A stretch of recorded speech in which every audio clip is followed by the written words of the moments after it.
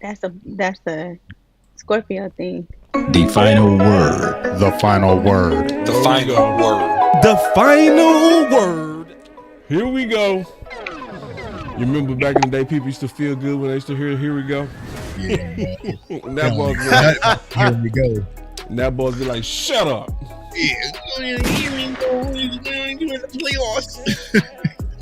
I don't want to hear that. Here we go. Man. I ain't gonna lie. When we was getting our hit bust in the Green Bay game, dog, I was tired of it. I know. Hey, listen. That "Here we go." It was the national anthem at first. That's all we had. Man, That was our culture. That was it. We was at the games. Everybody was greeting each other. Here we go, Bro, on the plane. Yeah, no bull. Bro, we was on the plane going crazy. Here we go. Here we go. Now we ain't even got that. boys. Better not ever say that. Here we go again.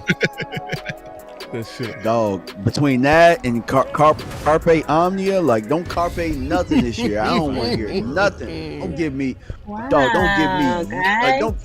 don't give me no finish to fight. Don't give me nothing. Just shut up. Shut up and play. Wow. Shut up and tackle. dribble. Hush. Hush. Hey. Here we go. Rub it in. Rub it in. The final word. Yeah. Oh, man. Nah, Dak, man. Let your Here We Go off, man. Final word. Y'all still got them. I'm going to give you one of them shirts, man. I ain't mad at that. Hey, I had to put mine on the shelf, dog. I had to Here We Go. I had all that ready to go, bro. Had to take that off the shelf real fast. Nope. Ooh. So. Ooh. Man. Jimmy Curse, man. I got a Jimmy Curse shirt still in the plastic, man. I ain't even pulled out the plastic yet. You can't blame it on Jimmy no more. Remember the days we used to blame it on Jimmy? Right. Once we put him in the ring of honor, the curse will be lifted. Y'all better leave Rowdy alone. It ain't Rowdy's fault. Yeah, Don't blame Rowdy either. We be blaming Rowdy. Yeah, Rowdy next, man. They gonna get Rowdy up out of there. Final word. Still ain't gonna do nothing. Because it's the culture. We gonna get everybody up out of there but Jerry Jones and Stephen Jones, man. Like, Hey, you know, that's high. they cold blooded though, man. And my boy, Law got a button say it's an evil world. The final word. Y'all channels live, everybody live. Nah, Final man, word. Yes, sir. And make sure everybody get their check. I don't know. You know what I mean? That's work too damn hard. Say, It's the don't play. birthday. Don't play with mine. Don't play with mine. Word. The final All right, word. man. Let's go ahead and kick it off. Final word. Rome in the building. Rome. Amp in the house. Yeah, I just wanna run it up. Count a check or something. I've been really in the field, let up. Yeah. I've been really in the field, let her rush, I let her feel. Lately, I just wanna run it up. Don't need no deals, I make the deal. Have to take it to. And if it was up to me, if it was up to little old me to make a pick, it would probably go a little something like this. And with the 17th pick of the 2020 Dallas Cowboys NFL draft, Empty. the Dallas Cowboys select CeeDee Lamb. Oh! Hey, Tuck, you should stop doing that video. Tuck, pick had your chance. I've been trying to find that. I will move down. The smart thing would be to move down, but the Cowboys historically don't. Boss could be a trade down here with Justin. We got a trade. We got a trade. Boss in the OC. We got a trade. I said this is the place to move We were down. just sitting here talking Now, Justin listen, Fields. I said it loud and clear. This is the place to move down. Go hard, but go home. Go hard, but go home. Go hard, or go home, go hard, or go home. Touchdown like the end zone. When the circle turn to my home, can't get me out of my zone. Go hard, or go home.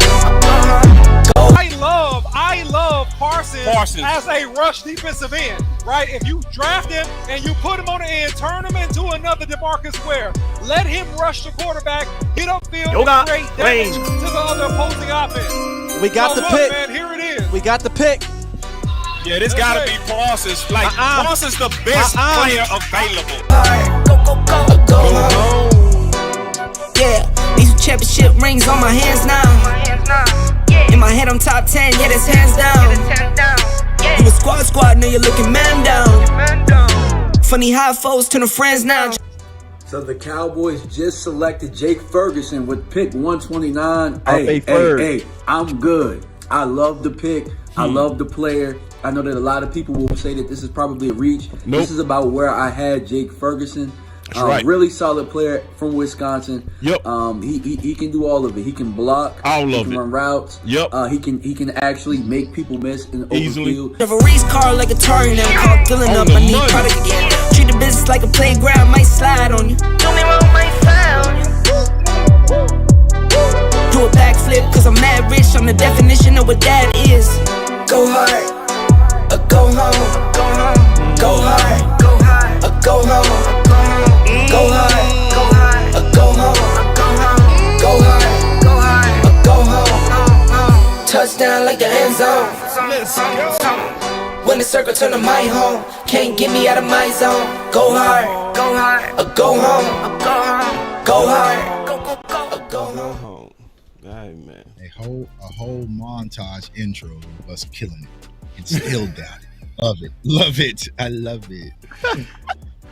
All right, so we got on that thumbnail, we gonna talk about receiver. We gonna talk about it. Hey, but we flexible over here. All right, so we gonna also talk about some of this latest stuff, right? Because when stuff happen, I think it's good for all of us to kind of give our commentary on it. So it's been a while since I played this, but my boy's back. Hot Pocket. Hot Pocket is back. The Cowboys to the armpit. When you get to Houston, is it vastly different than your time in Dallas whenever you're talking about all the off the field? Is it? Is that real? That was one of the first things that kind of stuck out to me is like, it feels like much more, I don't want to say college because it's not, but like the focus is just football, you know what I mean? And going back and like telling some people like how kind of being around the Cowboys like practice facility and game day, describing some of the interactions and stuff that you see on a day-to-day basis, like surprised a lot of people. They're like, holy crap, like that actually happens like at a practice facility. And like, it's just, you think it's normal, and then you come to a place like this. Like what? You don't have to out anything, but like, what do you? No, dude, it's just like there's people literally going on tours while you're lifting in the weight room, and they've got like a one-way mirror for people to like look at. Like it's a zoo, dude. People tapping on the glass, like trying to get people's attention as they're doing, power cleans or whatnot. Well, and it's different, and I mean that's the brand that they've built. That's that's what Jerry Jones likes. That's the way that they run things, and there's nothing wrong with that. It's just you don't realize like how many eyeballs and how much that can maybe distract from stuff just in the locker room, being in the facility, until you go somewhere else and you're like, holy crap, like dude, there's none of that. Like this is also a really well run organization in Houston. Oh. All right, Tuck. It seems like it's something on your heart. I mean, honestly, when you hear Dalton Schultz talk about that with Pat McAfee, my question to Cowboys fans is, where is the lie? And what I've been trying to preach to a lot of Cowboys fans, specifically on my channel, when I did my video earlier today, is like, don't be mad at the messenger, right? Because it's easy to dismiss the message when you don't like the messenger. But what is the message that Dalton Schultz is trying to tell and explain? And it wasn't anything malicious, right? It wasn't like he wanted to go out there and attack Cowboys. It's like, he said that he enjoyed his time in Dallas. But what he is talking about is the clear divide of different cultures around the NFL compared to the Dallas Cowboys. And it's not just Dalton Schultz who said this, right? But what he's talking about, and I've said this on Twitter for years, right? When you go on tour at not AT&T Stadium, but at the Star in Frisco, I always tell Cowboys fans, if you're a Cowboys fan, that's the best place to go because you're seeing Cowboys players in their natural habitat, which is kind of like a zoo, right? So you'll see them lifting and working out and working, in the weight room. So I remember one of the first times I went there, it was Sean Lee and LVE. They were doing deadlifts. We were right there in the glass as they walked us past. So I'm literally like standing and staring at them. And I'm like, damn, can they see me? I was like, I don't think they can see me. And the guy was like, no, it's a one-way mirror. They can't see us. And then the guy next to me started beating on the window and was like, LVE, LVE. And it's just like, what kind of work environment is that? Then the players come out to the cafeteria, they sitting down eating their food. You got players chanting Zeke and, taking pictures and snapping pictures. And like, boss, we play football, DMV play football. Like, we all know, like, the practice field, the locker room, that's your sanctuary. You know what I'm saying? That's your sanctuary where you can let your hair down and be yourselves. But the Dallas Cowboys and Jerry Jones has found a way to exploit it by selling tickets, and it creates a different environment with business and a corporate structure is leaking into the football field. And I posted a clip on my Instagram of Cheeto when I interviewed Cheeto Awuzie at the Super Bowl 2020-2021 season. He said the same thing about when he's in Cincinnati, that it's just football there. He doesn't have to worry about all the extra stuff. He can just focus on ball, right? Cheeto said it. I posted a video of DeMarcus Ware saying it. Philip Tanner said it. Dez Bryant said it. Jesse Holley has stated it. Like, so many different Cowboys fans. Cole Beasley, like, the list goes on and on of Cowboys players. Marcus Spears said it. You know what I'm saying? So many different Cowboys players have come out and spoken about the culture in Dallas is different compared to around the league, right? But for some reason, Cowboys fans, because it's a tough pill to swallow, they dismiss it and say they're bitter, right? Emmitt Smith, bitter. Bitter. We don't care. What did Dalton Schultz do when he was in Dallas? Like, no, he wasn't. Dalton Schultz just got paid his biggest contract in his career. What does he have to be bitter about? You know what I'm saying? But he was asked a question and he was simply addressing the differences. He said, honestly, he thought that was the norm until he went to Houston and realized that's only in Dallas, right? So I think there's a lot of different things that goes on behind the scenes that Cowboys fans are unaware with, and a lot of people want to dismiss it and move past it. But what I'm trying to explain, y'all, in order for these mock drafts and all these different conversations that we're going to have this offseason to matter, if we don't get to the root of the problem, we are going to stay in the same old cycle and we'll be back frustrated in January. Why not roll up our sleeves and really dig deep and find the root of this problem, which is the culture of the Dallas Cowboys organization? Yeah, man. So, Candy, what's your thoughts? Obviously, with Schultz and Hot Pocket having some things to say. Hot Pocket is hilarious. That's my boy. I agree. Hot. I agree with J Tuck 100%. Actually, I was thinking about that earlier today when I was thinking about, going forward, the players that we could possibly acquire, and how it's been an ongoing conversation of, a lot of people saying, oh, well, Dak needs this weapon, the team needs this weapon. And I literally thought earlier, like, well, if we get all of these so-called weapons that we need, is that going to help the Dallas Cowboys? So it's interesting that we're having this conversation because the culture, there does need to be obviously a culture shift in Dallas. Will it happen?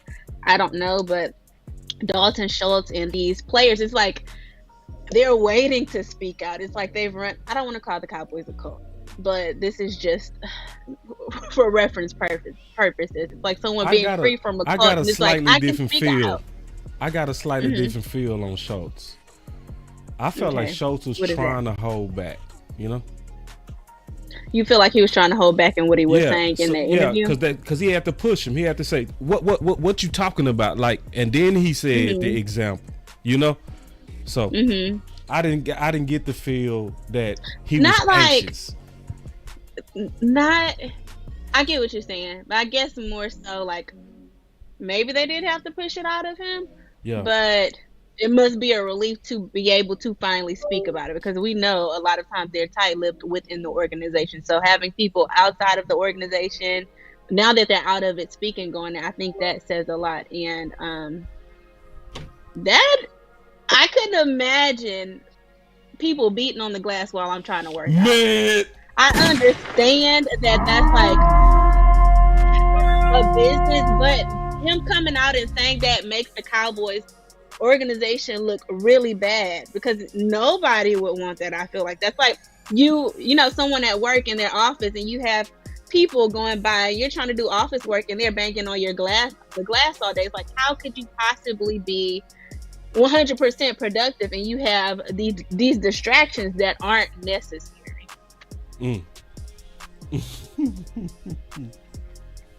And as a fan, I mean, I'd be like, oh my gosh, this is so cool. But as a player, I probably would absolutely hate it. Of course, the new ones coming into the league, they love the attention. But after a while, it's like, okay, leave me alone. Sorry. Yeah, man. I feel like, and I wrote this quote down while Tuck was talking, but I feel like it's a culture built by greatness, but not built for winning. And what I mean by that is, you know what I'm saying, the guys like Emmett, Troy, Michael, Charles Haley kind of said that Jerry Jones built the house for losers, right? This stadium ain't what we won with, you know what I'm saying? Like this stadium, like we won the Texas Stadium. We didn't win with AT&T Stadium and all of this type of stuff. Jerry got to pay the bills, right? So they're going to monetize everything that they possibly can. And in turn, you're not allowing your team to really be football players. Now, I know there are going to be a lot of people that disagree with this, but think about this, right? Dalton Schultz used, or they talked about it on the show. They said zoo, right? So what happens when a lion or a tiger is in captivity or they're at the zoo? Do they still have the same type of hunger? You know, you got your nails filed down. You know what I'm saying? They feeding you your food. They just giving you your food. You ain't gotta go hunt for it. You know what I'm saying? How can you really expect these guys to go out here and be these hungry lions? You want answers? No shot at Mike or anything. But how can we expect that? But this is what it is. And see, the things that get lost in the shuffle about what Schultz said is, you know, they asked him about examples, like you said. He brought up trainers. I'd never seen this many trainers in my life. You know what I'm saying? Like, trainers are good. You know what I'm saying? That keeps you healthy. That keeps you performing at a premium. You know what I'm saying? So we just look at it this way. Think about our grades. C- in the training room. I think one of them might have been a D. You know what I'm saying? Those things are important. Those things are important. So I had to think about who could win in this environment. Like, and I had to point to like great athletes. I had to point to like Magic Johnson and Michael Jordan. It was Hollywood for them, right? Perfect. It was Hollywood for them, but they still had to be great, right? We ain't got no Magic Johnsons and we ain't got no Michael Jordans on this team. So in order to be able to win, we need that. We don't have that. You know what I'm saying? We have guys that are possibly capable of it, but we don't got the Horace Grants. We don't got the Scottie Pippins. You know what I'm saying? In order to cultivate that Michael Jordan. So I just think that the culture's missing something. But to act like there isn't a culture issue, that's the problem in itself. Ooh, man. Say, you gonna have to clip that whole part out, bro. You killed it. You killed it. Yeah, that whole part. I love that. The filing the nails, but yeah. Bars, you know what I'm saying? That was the perfect. Man, say, man, I need a button that say bars. Ooh, you smoked that whole thing from beginning to end. Yeah. And so, DMV, like people don't want to hear it, bro. They don't. Go ahead. And like you were saying, what you need a Michael Jordan or a Kobe Bryant. Well, think about this, bro. Kobe Bryant and Michael Jordan, they're venomous. You know what I'm saying? Like Michael Jordan had slapped Steve Kerr. Now imagine if a player had slapped a player in Dallas, they were trying to get rid of him. You know what I'm saying? Like, he got rid of Ridgeway for throwing punches at practice. Like here in Kansas City, bro, like Travis Kelce swung on four or five players because they didn't have it. You know what I'm saying? So it's like, but you got to allow your dogs to be dogs. And that's just not the case in Dallas. Everything is corporate, buttoned up, walk in the straight and narrow, and players just can't be themselves. Like, and I'm like, let's simplify, Cowboys Nation. We've all had work environments. I gave a scenario on my YouTube channel. Was like my very first job, like it was very like, you know, Wolf of Wall Street. You know what I'm saying? Like we got to wear jeans. We were cutting up. We were putting up big numbers, big sales. We could watch sports. We were sports bet. But like I felt comfortable in that environment.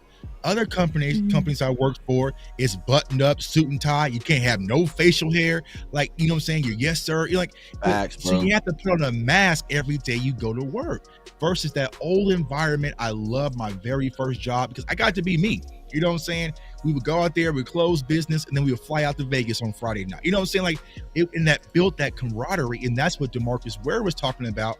Is when he got to Denver, he was like, bro, they was playing video games and shooting pool and had barbers in the locker room. He's like, oh, they ain't trying to win, until he realized, nah, they're building that culture, and that's why everyone started riding for each other. Like they had their kids in the locker room, different things like that. So you realize, nah, this is Von Miller, this is his family. I'm gonna ride for him just like he's gonna ride for me and my family. And it built that close-knit environment. And for some reason, they just don't do that in Dallas. It's very just go be corporate and go home. So I like this comment. Say, so what's the solution? I would say first, pressure, public pressure, letting them know that we don't like it, making them aware of how we feel about it, being organized about it, sharing content like this. Because obviously we gonna talk about receiver, but we made a pivot, right? Why? We want to put the pressure and publicly say we don't like it, right? So that's a real solution. You know, really being a part of a movement. I would consider everybody here a part of the movement and leaders in the movement. So just getting behind the movement because it works. It does work. Right. It really works. So for instance, they're going to use the Kardashian model. That's how they make their money. Basically, the Kardashian model is where you allow the cameras into private places for publicity, and you just make money out of the publicity. Let's ask an honest question. Are they throwing players under the bus like they used to? Yeah. No. I would say no. They still do it. They sneak this. They not out. It's better. You see what I'm saying? Yeah, I'll give you that. Yeah, you know what I mean? Yeah. I'll give Because you when that. things It's have better. happened, like the past couple of seasons, it's been like shut down. Oh, Yeah. we sat out this practice. Yeah. That's been it. Yeah, because when Zeke was trying to get paid, it was bad. It was they dissed every one of them. Tank got it, Zeke got it, Dak got it, everybody got it. This time, it was quiet when Diggs was getting his bag. They came out being goofy, talking about steal the guard. That's about as goofy as they got, you know. So I don't want people to feel hopeless. We just need to keep the pressure up. That's the solution. All right. I wanted to say this too, to what you were saying, Chuck. I do believe as Cowboy Nation we get defensive because you know how it is, man. I can talk about my family, but you can't. Right. You know what I mean? You a Texan, you can't talk about my family. No, I really mean this, bro. In everything, I think we need to consider people's track record and their character, especially when they say something you don't agree with. I always look at the person and the character of the person that's saying it, in my opinion. So this is what makes me trust Schultz even more.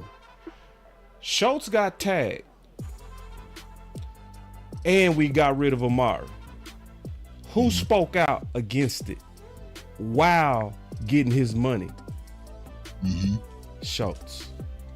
Schultz spoke out against it while employed with the. Y'all remember that? Right. Mm-hmm. Yeah, y'all remember that? Mm-hmm. So his character has already been tested and he's already passed that test, right?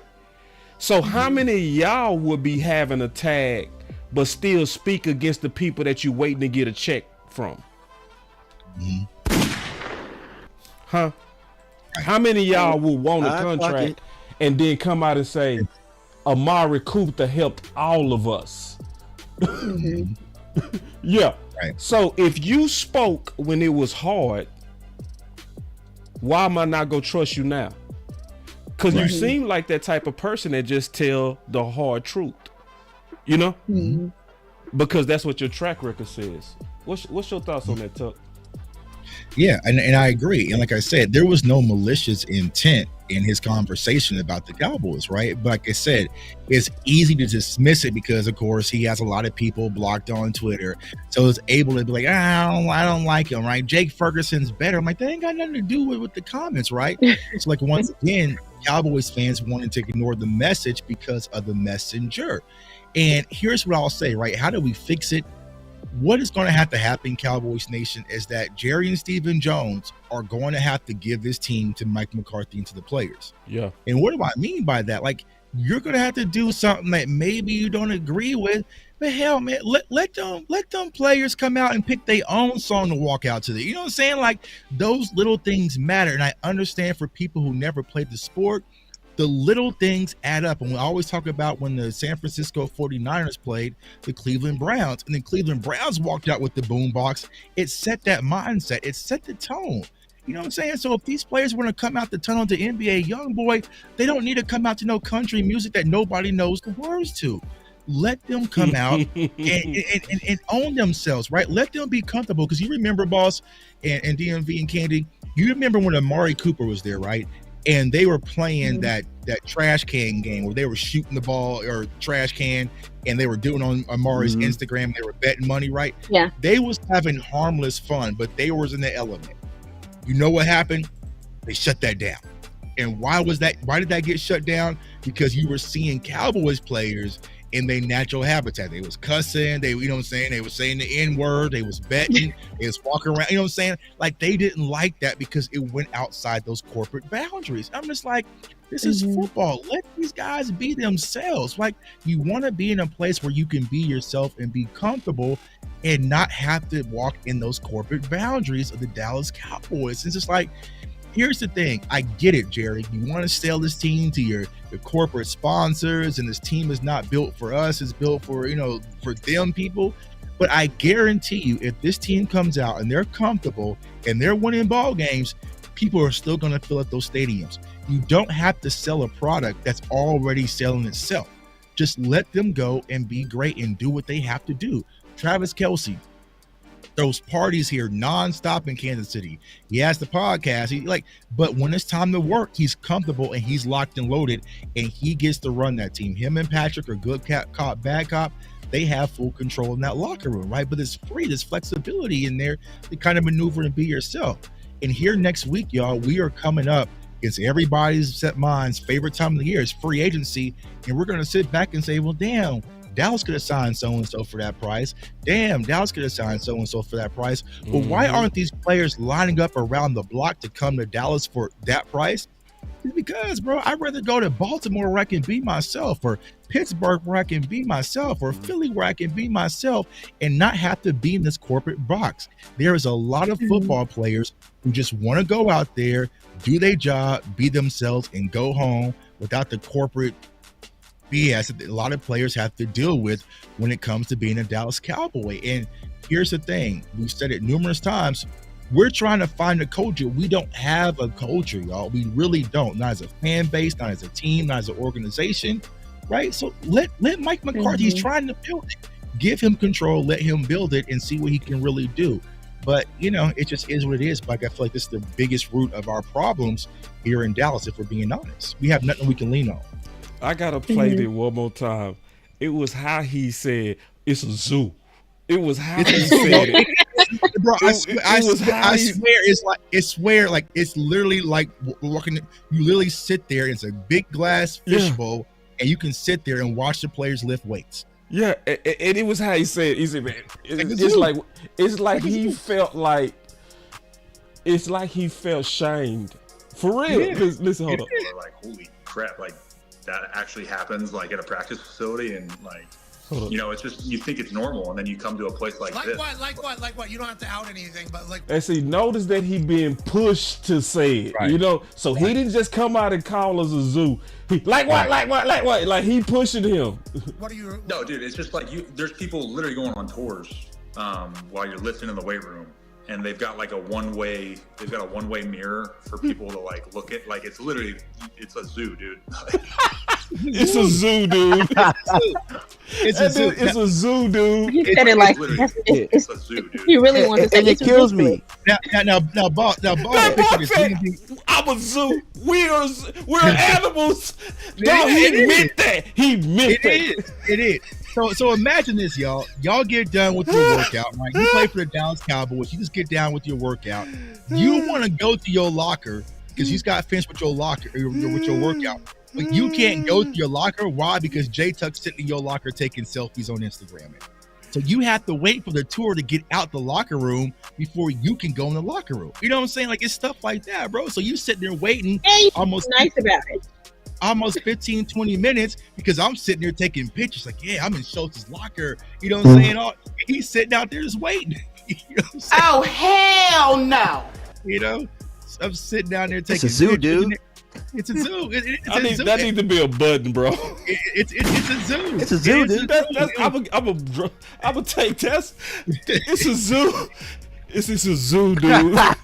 Damn. It is. I felt like, oh my God, look at him. There goes a Tyron Smith walking right past me. People tapping on the glass, like trying to get people's attention as they're doing one-way mirror for people to like look at. Like it's a zoo, dude. Well, all right.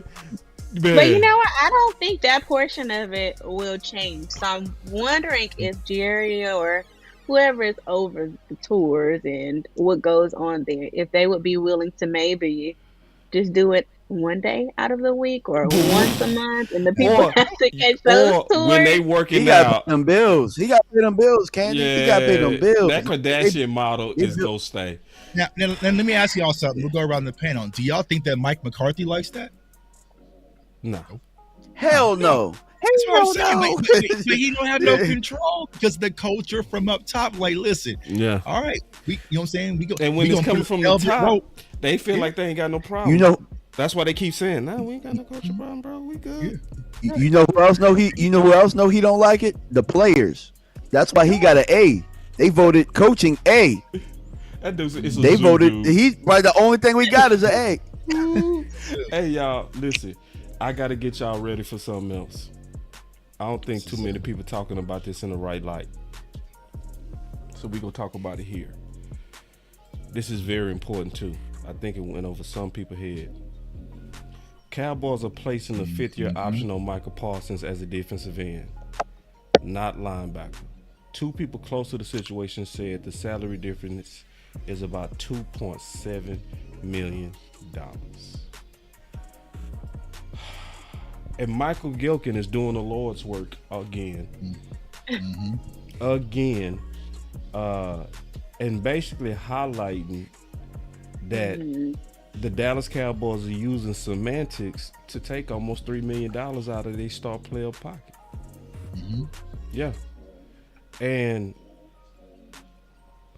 let's just go around. Like, this is what I want people to think about. When somebody take $3 million out your pocket, would you trust them? No way. Would that make you gear up to be kind during negotiations or hostile?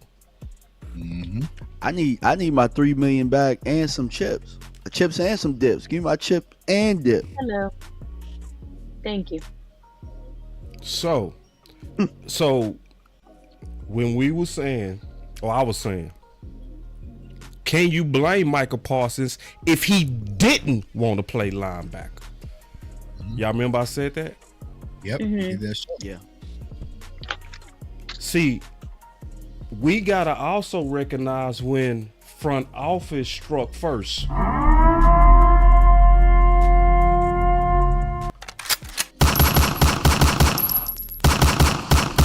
We gotta recognize when it was shots fired at our players. Because we like to recognize when they allegedly greedy. Oh, we good at that. Oh, we good. But do you recognize when a billionaire took $3 million from somebody who trying to become a millionaire? Do you recognize that? DMV. Hey, bro, that's absolutely crazy. You know what I'm saying, to think about that. And then guess what they're gonna try and put him back? They're gonna try and put him back at linebacker, which is crazy. But yeah, I mean, going to your point, bro, I wouldn't trust him as far as I could throw him. And somebody once said, I got a sore shoulder. You know what I'm saying? I'm not sure exactly what the point is being made here with this, but it can't be good going forward unless this was something that was discussed beforehand. If it wasn't discussed beforehand and maybe this was to create a little bit of money, then yeah, bro, I couldn't trust you moving forward. I feel some kind of way about it. All right, so look. So I already knew this was gonna happen. I knew people was gonna read into this wrong. They saying it's the NFL, right? Nah, it's Jerry and them too, cause they taking advantage of the loophole. That's what's going on. Cause he was in a hybrid defense, right? You know how to categorize him to get him his money. Cause if you categorize him like they did at the defensive end, what that's doing is that's lowering the fifth year option amount. But if you put him in a right category, which is edge, not defensive end, he gets his money. And he gets more money. Yeah. They knew exactly what they did with that. Yeah. So it's pretending like we gonna have to put you at this defensive end slot. Even though on everywhere we got you plastered a linebacker. Everywhere. You can go on their website right now. What does it say? Linebacker. And you know it's more than one type of linebacker. You got outside linebackers in the 3-4 type defense that rush, which is what he was doing, and you know it. But you want to play that game and take $3 million out the man's pocket. Now watch. When it's time for negotiations, what they gonna try to code them as? Yeah, you know what I'm saying? They gonna switch it back to linebacker. Linebacker. Yeah, you know what I'm saying? So it's like, yeah, bro. It's just, and these are the things that we're talking about, bro. It's just like it's so evident. Well, you know, when in Zim's defense, he played a lot of linebacker. Here we go. Linebacker market just isn't. You know what I'm saying? So it's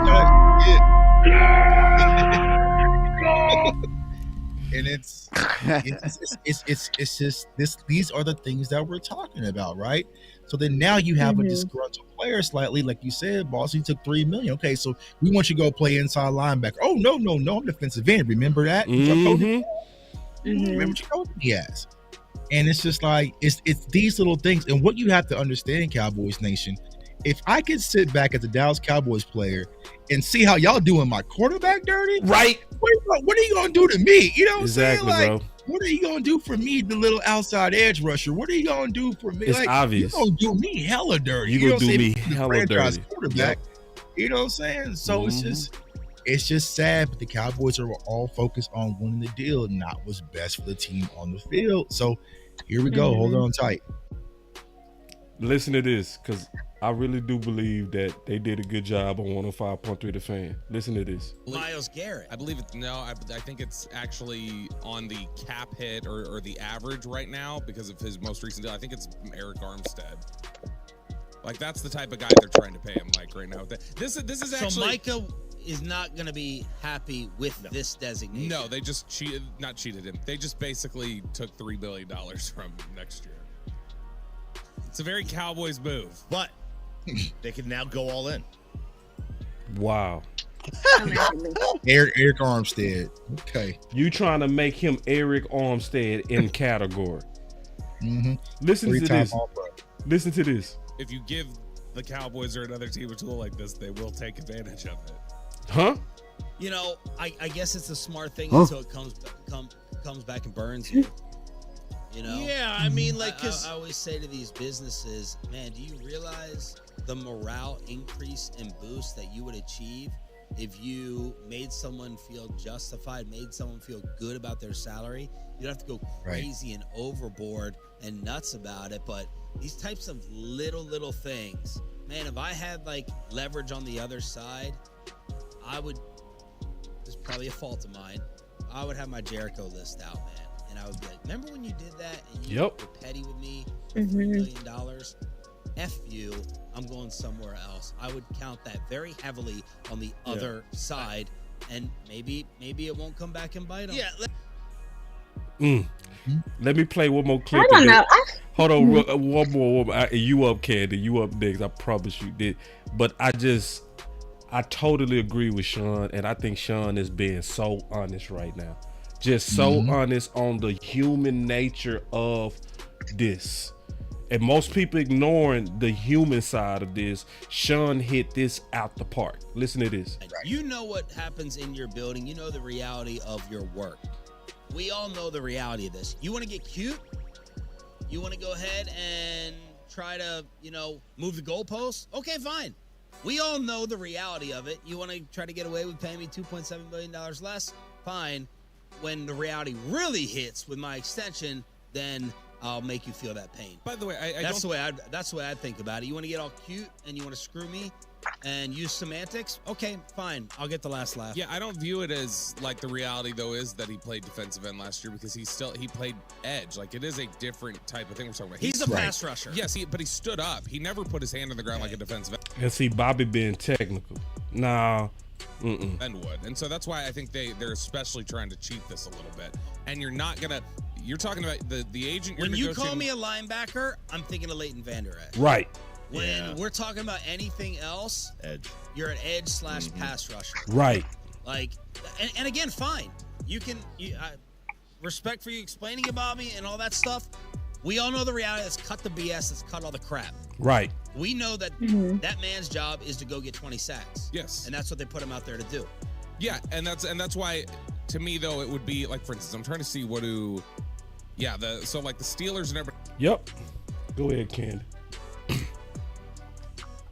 I don't know. I feel like there had to be a conversation before that deal was even made. Micah Parsons is way too vocal about everything else with everybody else. So I feel like there had to be a conversation. And that doesn't mean that, Micah Parsons was all game for taking a $3 million cut, but just like the Cowboys aren't dumb about their money, he's not dumb about his money either. He knows what his production is like from season to season. He has a whole deal with... Let's have a conversation then, Candy. What? You be Jerry, I'll be Michael. Let's have a conversation. We're gonna have. You don't think there was a conversation? Hell no. I got the button for that. Oh hell no. Because if it's a conversation, my answer. You think they just did it? Slid it in there on them? Yes. Yeah, because there's no conversation. What's to talk about? It's nothing to talk about. You not gonna slot me as a defensive end, right? You go where the linebacker that they if you would have slotted me right based on what I was doing, I know you can slot me here, but you know what I was doing. So we can have this conversation, but you know my answer. Yeah. You feel me? So you don't think not at all. There was any sort of conversation. Okay, if there was hell no. Okay, let's go with what you said. There was no conversation. Either way, Micah Parsons is not dumb. He's going to get his money. When it comes to that extension, like the guy from 105.3 said. Exactly. It's going to get nasty. And it's setting up to be nasty. That's the point. No, that's what I'm saying. I feel like Micah Parsons is like, okay, he knows how to play this. He has, not that his podcast is just a huge deal in this, but that shows me he doesn't care what the Cowboys organization has to say about a couple of things, but especially about him being outspoken about what's right and what the Cowboys need to do moving forward. So I think when it comes time for that contract extension, he's absolutely going to either get his money or he's going to go to another team. Yeah, he gonna hold him over a Because barrel. he knows what his production is like. He knows what he can do. And it's either you're going to pay me when it comes time for it, or I'm going to go to another team. I don't think that he's just gun-ho on the Dallas Cowboys right now. He is. When it comes to it. Because they're going to tag him, though. They're going to tag him. Gonna tag. Yeah, that's what I was going to They're going to tag the hell out of Micah. Michael's going to hold out, too. They're going to tag him Michael every year. will hold out. Mark my words. If they do that to him, but here's what they did. Here's what they did, boss. They've already put that into the stratosphere earlier this year, right? Was, you know what I'm saying? With Micah being lazy and different things like that. So when Micah holds out next year for that money, Cowboys Nation, see, he's selfish. He's wanting being overpaid. He's asking for too much. You know, why someone has already put that selfish out there. Someone has already put that. And so it's already out there. Yeah. It's already in motion, bro. They go dust it off. They go run that play. I bet someone $1,000 right now that Micah Parsons will be tagged next offseason. Hey, boss, get your guns ready, man. With you too, bro. And they can't. Hey, boss, get your guns ready. Okay, I'm ready. Go ahead, Candy. I'm sorry. Go ahead, Candy. No, go ahead. I was just gonna say really quickly. They can say Cowboys Nation can say Micah Parsons is lazy this and lazy that, but you go and look at his production and how well he's still playing. You can't match that with the words Micah Parsons isn't going to do anything for us. Get rid of him. Go ahead. He gonna sit out. I'm certain. Hey, boss, you got your guns ready? You got it ready? What? And guess what they're gonna tag him as? They're gonna tag him as a linebacker.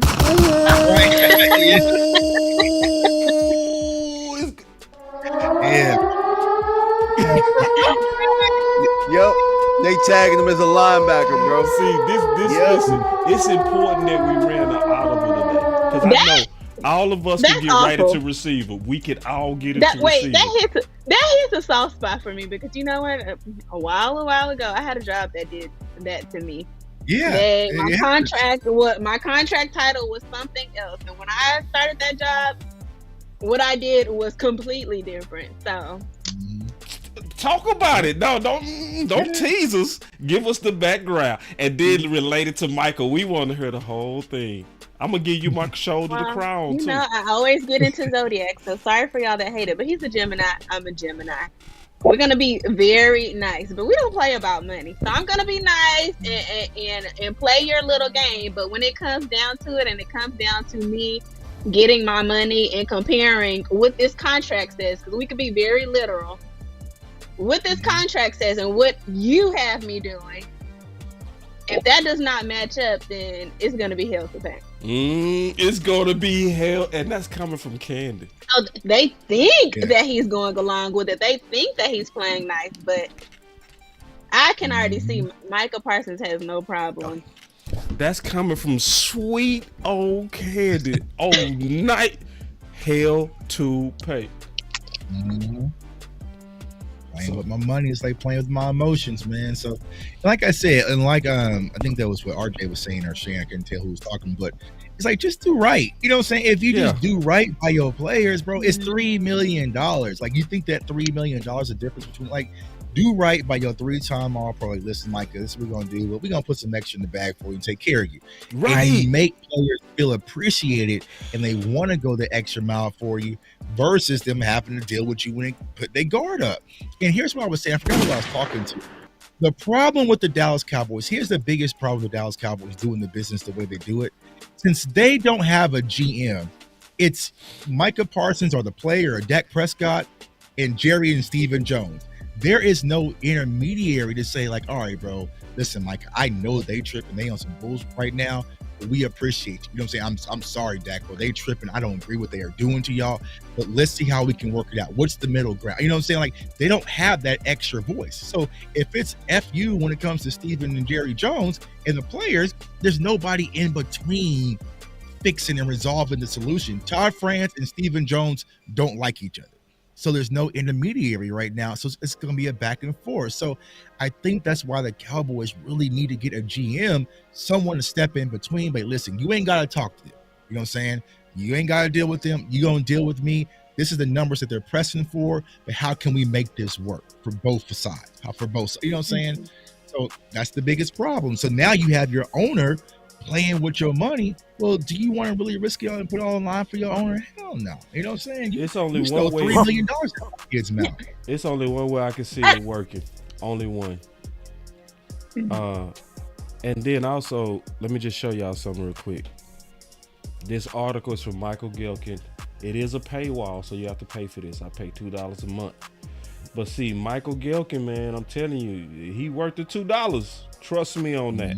Like, it's not too many of them that got the courage to really go show the flaws of front office. And Michael Gilkin has been on a tear lately. And so he's also very accurate, so he's not going to give you that wee-woo. He said, as mandated under the collective bargaining agreement, his option comes at the position that more closely coincides with the 3-time Pro Bowler's on-field usage, right? So technically they slotted him based on the usage, but it's technical. It's basically like they could work with him and basically like, so he's being very accurate on that though, okay? So, but this is the thing. Parsons' ages could dispute it. He could, you know, but it could cause even more problems if that happened as well. The big thing is this.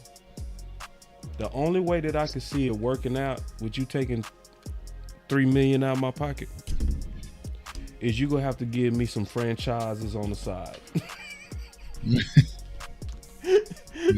And that's where Candy might be right. That's the only way she might be right, is where they was like, hey man, based on the technicality, we gotta slot you like this, but we gonna make up for it this way. You know what I'm saying? It gotta be a this way somewhere, in my opinion. So that's what they well, do. that $3 million can go to $3 million can go to a player. Somebody. It never happens like that. It never happens like that. It never does, but I'm just saying. Aaron. It happened for Aaron. And they trick. That's where the no. It happened for Aaron. I like DMV what he's saying. I think we need to say it more. No, I agree 100%. But it never happens for us. I know like it hasn't that. happened in the past. Play money and we're like, oh, good, they're gonna use it to acquire this player. We're gonna be set, and it never happens. But see, I think some things never happen because we never ask. I mean that too. It was so many things that I got. Man, negotiating because I asked for it and other people didn't. You know, people just thought they was gonna slide it to you. Aaron basically got that at the Jets. So if I'm Dak, and that's an idea that we should put out there. If I'm Dak, I'm like, yeah, I'll be team friendly, but I'm gonna make the first pick in the draft, and I want this player and this player. Dak's not built like that, bro. Yeah, but we trying to build him. We trying to build him. You know what I mean? You know, because remember he said that in his press conference as he signed his first deal. Like, yeah, I'm going to be a lot more hands-on when it comes to decision making and team building. And he walked out that building, gave the middle finger, went right back to back. You know what I'm saying? Like he's just. I mean, that's the thing. Like, and I feel like my biggest frustration when it comes to Dak, out of all things, is that he's loyal to a team that isn't loyal to him. You should speak out. You should say, "No, I want this." Like, "No, this ain't what we're doing." Like, yes, you're more of a made man, Dak. Like, I get it, right? We want to kind of stay the corporate lane, but say, "Nah, bro. Like, you're not getting rid of Amari Cooper. You know what I'm saying? You're not doing this. Like, you know, speak up a little bit. You know." And I don't know, but I think when you're right. We got to put it out there. It works in their favor. It works in the Cowboys' favor. It's like, well, you know, we can screw Dak over because he ain't gonna say nothing back. So, you know. So but you don't know what you don't know, though. You don't know what you don't know. Like in saying that, like a lot of people's pushback about the Schultz comments were that, you know, and Dak. Like when I talked about Dak defending the culture, people were like coming back at me saying, well, Dak doesn't know any different. You know what I'm saying? To him, this is all he knows. Then you hear Schultz say what he says, and you hear all these other players. Like Dak probably don't know that he can do that. He probably don't feel comfortable doing that because you don't know what you don't know. He ain't been nowhere else. This is how it works for everybody else since he's been in the league. So it's fine with him because this is all he knows. You know what I'm saying? So Mhm. in order to, you know what I'm saying, get and grow, you got to be uncomfortable. So I'm agreeing with y'all are saying, but I'm also saying that Dak ain't built like that because they didn't shave his nails off real early. Ooh. And then sometimes people can be built. Like sometimes it take Jay Tuck having a conversation with him.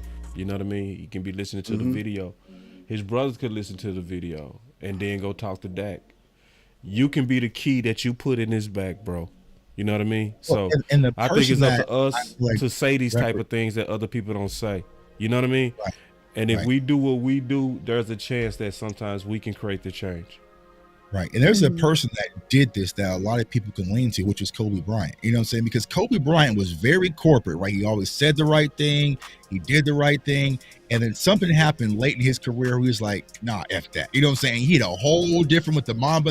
And he was like, nope, go get me Pau Gasol. Nope, this ain't going. I'm not playing with him. You can change. Right. These guys are trash. I don't want them. They saw, you know what I'm saying? So, like, I just want Dak to get to that level. You know what I'm saying? Like, get to that. Like, bro, like, you have nothing to lose. You know what I'm saying? Tom Brady will walk in there, nope, go get me Antonio Brown. Right. And actually, go get me Gronk too. And actually go get, you know what I'm saying? Like, I just need that from them, bro. Because if not, they gonna sit down there and they gonna do absolutely nothing, and they gonna point everything at your direction that is your fault. So fight back.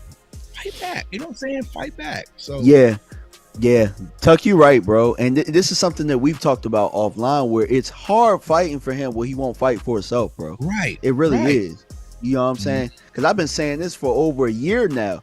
Go hoodie Dak. You know what I'm saying? In the offices, you talking cold cash trash to these dudes. Like, I need this, I need that. And then you smiling and you talking to the media. You know what I'm saying? Like, that's what a quarterback is. That's what a franchise quarterback is. Yeah. And then look at Regina Green comment. So real. See, this is what lets you know when people have empathy, where they can look at it from somebody else's point of view. Imagine how Tyron Smith felt when they caved and paid Zach Martin. Yeah. And see, I haven't talked about it publicly, but when it comes to Tyron, from what I've heard inside, they kind of just disrespected him. You know what I'm saying? To the point where he wanted to return back. But from what I heard, it's just like, bro, y'all not gonna give me no incentives for what I did last year. You know what I'm saying? Like, y'all not gonna put a little extra in the bag. And you're seeing them caves to Zach Martin, like Regina just said. So Tyron was like, nah, I'm gonna take my business elsewhere. So we'll see what happens. But I feel like we're feeling disrespected. You know what I'm saying? It's just like, why? You know, why do we have to disrespect? It's Steven. You know what I'm saying? Our great Steven, like, you know what I'm saying? And it's not Jared. It's Steven and Jerry. No, it's Jerry too, though. It's Jerry. I think it's more Steven than Jerry. It's more Steven, man. Jerry, like, yeah, because a lot of the players say it afterwards. But yeah, Steven handles the negotiations, but it wasn't Steven who said at a damn staff meeting or whatever staff event that he wasn't paying Zach Martin another cent. That was Jerry. You know what I'm saying? Jerry said that, and then they caved in. You know what I'm saying? So yeah, but I mean, remember your actions more than your words. It was Steven that jacked up Jerry over Dion. Like, the person that's almost crazy about this stuff is Steven. Right. The person that can put on the air of confidence for leverage is Jerry. Like, Jerry, the dude that'll be tough, and then at the end of it say, "Hey man, it was business," and shake your hand. Steven, he'll be actually steaming that he lost. He'll be okay. So for people at home, so if you're going to go buy a car and you're dealing with, you know what I'm saying, the person that you've been dealing with, and you need that little extra nudge, you saying that Jerry's that guy they bring from the back. Yeah, you know what I'm saying? That's it. That's it. Jerry, the dude you bring from the back. Yeah, right. Because there's a charm to this salesmanship, you know what I'm saying? Because like someone's been in sales his entire life, like you got to have a certain charm about you. Like me sitting down doing business with Stephen Jones, I don't understand how he gets any deal done. If y'all think about it, remember the Randy Gregory deal? Yeah, Jerry was pissed that Stephen botched that. It was like, and Stephen did, and this. See, Tuck, I know you just said something that because the details of what you said is important. People forgot Jerry spent all night with Randy's agent. People forgot that. Right. They had the details done.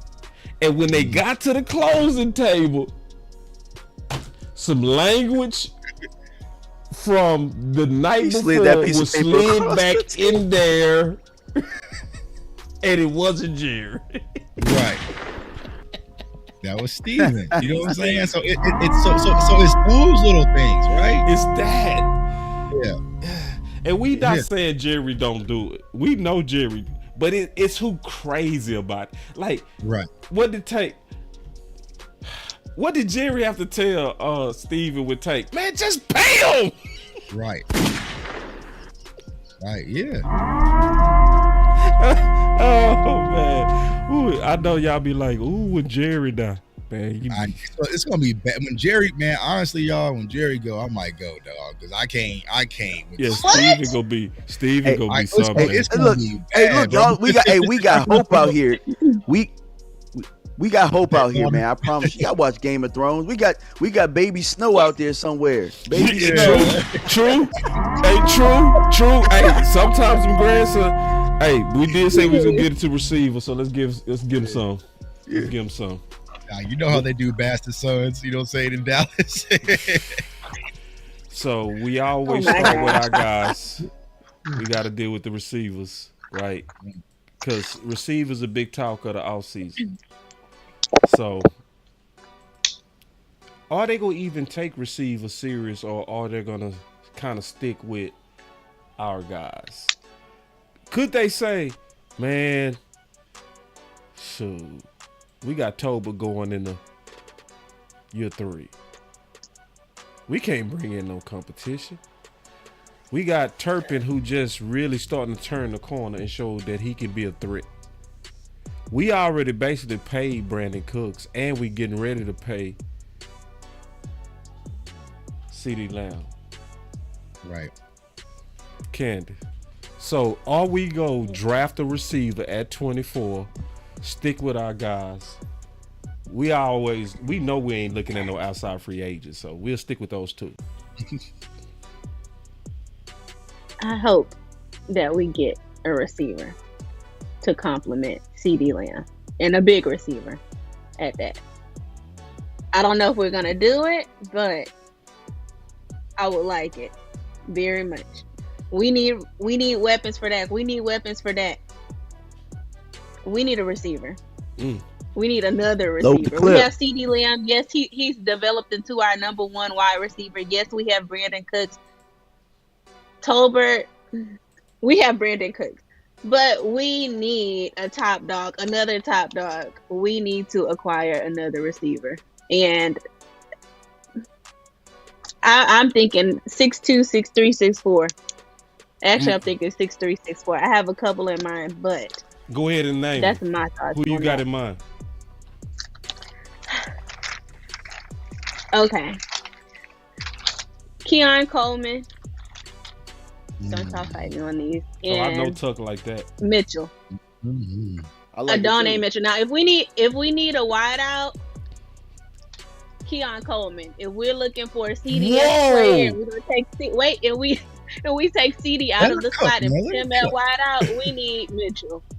Cook, man. Whoa, I wasn't expecting that. Clap it up for Candy, y'all, man. Clap it up for Candy, right? I clap it up for you. She shocked me with that one. I wasn't expecting Coleman. Now, Coleman, I feel you, though. I ain't tripping, though. You know what I'm saying? It's just the 4.6 might scare people. It didn't scare you? No, because CD's quite fast. And, okay, so I did a comparison. No. You said Coleman. Yeah. Keon Coleman. I'm saying I did a comparison between Brian Thomas Jr. and Keon Coleman. We're talking about needing dogs on the team, somebody that's going to get up and go. I watched him, and if we were to acquire a big receiver, that would be the top player that I would like. What I looked at was Ken. I'm with you on that, all the way. 100%. Yeah. You said clap it up for one. You said clap it up. Hell yeah, I will. Yes, I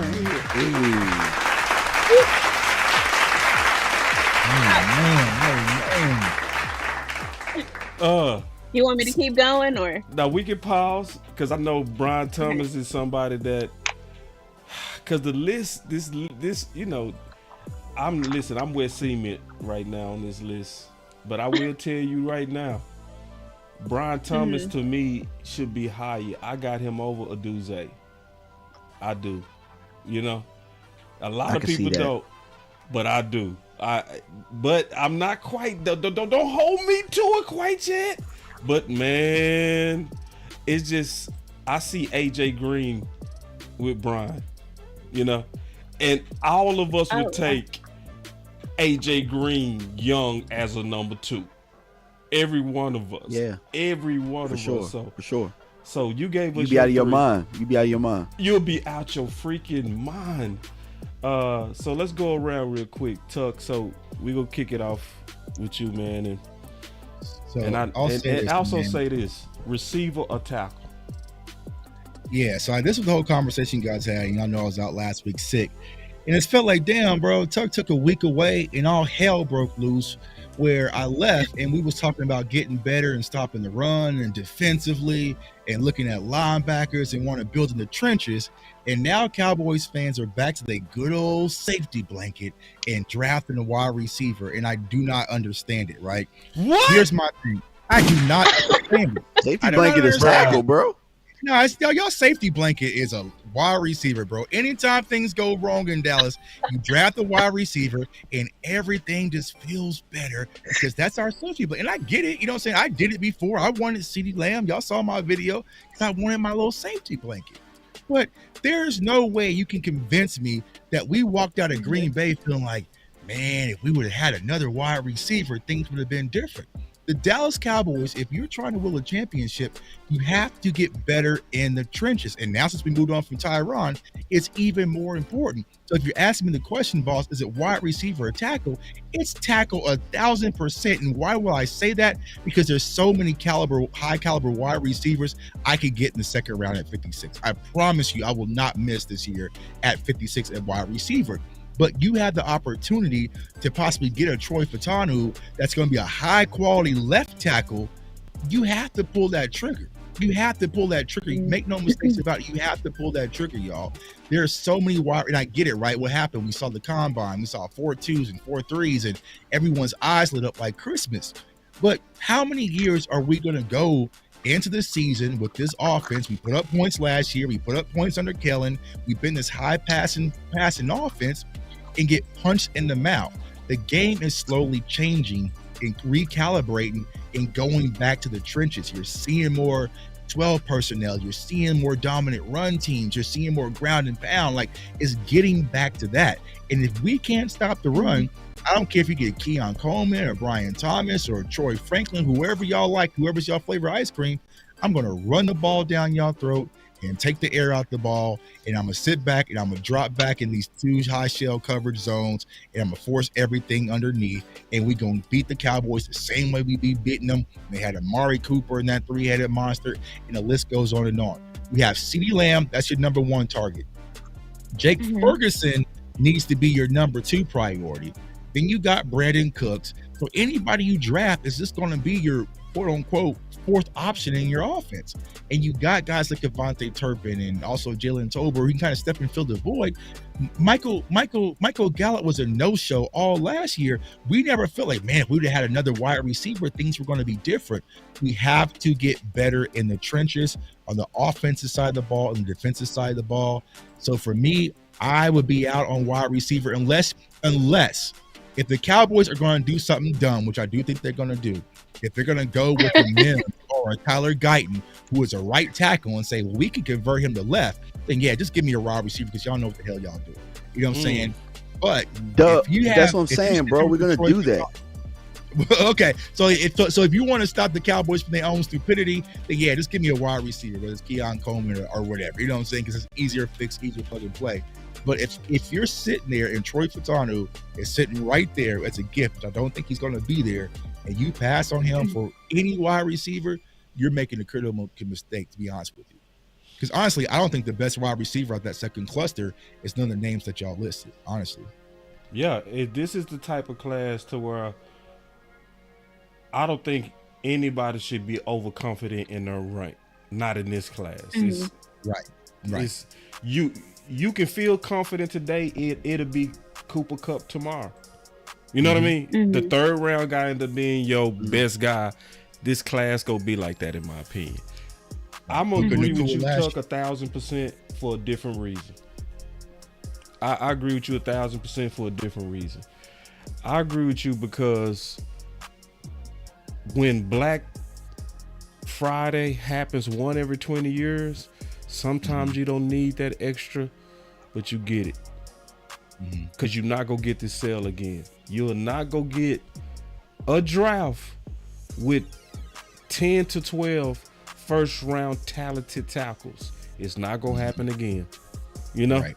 And when you the position of tackle is too important to get, to me, trapped into receiver land. Especially when you can get one, like you said, in the second that can mess around and be just as good as one in the first easily in this particular draft. Plus, on top of that, you getting a number 2 at best, because you gonna have your number 1. You know what I mean? Right. Your offense is already top 2 already, you know, in points and in yards, top 2. So I'm thinking, to your point, Tuck, if we go ahead and get a tackle, and I'm gonna say this too, I'm thinking tackle way before center. I heard a lot of people saying we need a center. No, I'm not even looking at center with these tackles. No, like, cause just think about it. When has it ever been a center at the top of the draft? Like, we gotta get him. Like, come on. There's one this year. But Ross, let me ask you this. We reached for one. But I'm saying, with any team, you can look at all 32. If you got Linderbaum was one of those guys. He was bottom of the first. That's why I said, who at the top of the first? Oh, never. See what I'm saying? But now you got all these first round tackle talents, but now we like, but center is more important. No, it's not. If you can get a tackle that's a first round talented tackle, you 100% of the time pick that over center. Well, boss, let me ask you this. What do you think the plan is with Tyler Smith? Because that changes the conversation. I personally think they're gonna stick him at guard still. Yeah, if that's I think they should be flexible. I think they should let the draft come to them this time, right? And if you got a super tackle sitting there, get him and you keep Tyler at guard. If you get wiped out of all your left tackles, then you switch Tyler to left tackle and you go ahead and move up TJ Bass. So you let the draft dictate the position. Yeah, I let the draft dictate where he go play.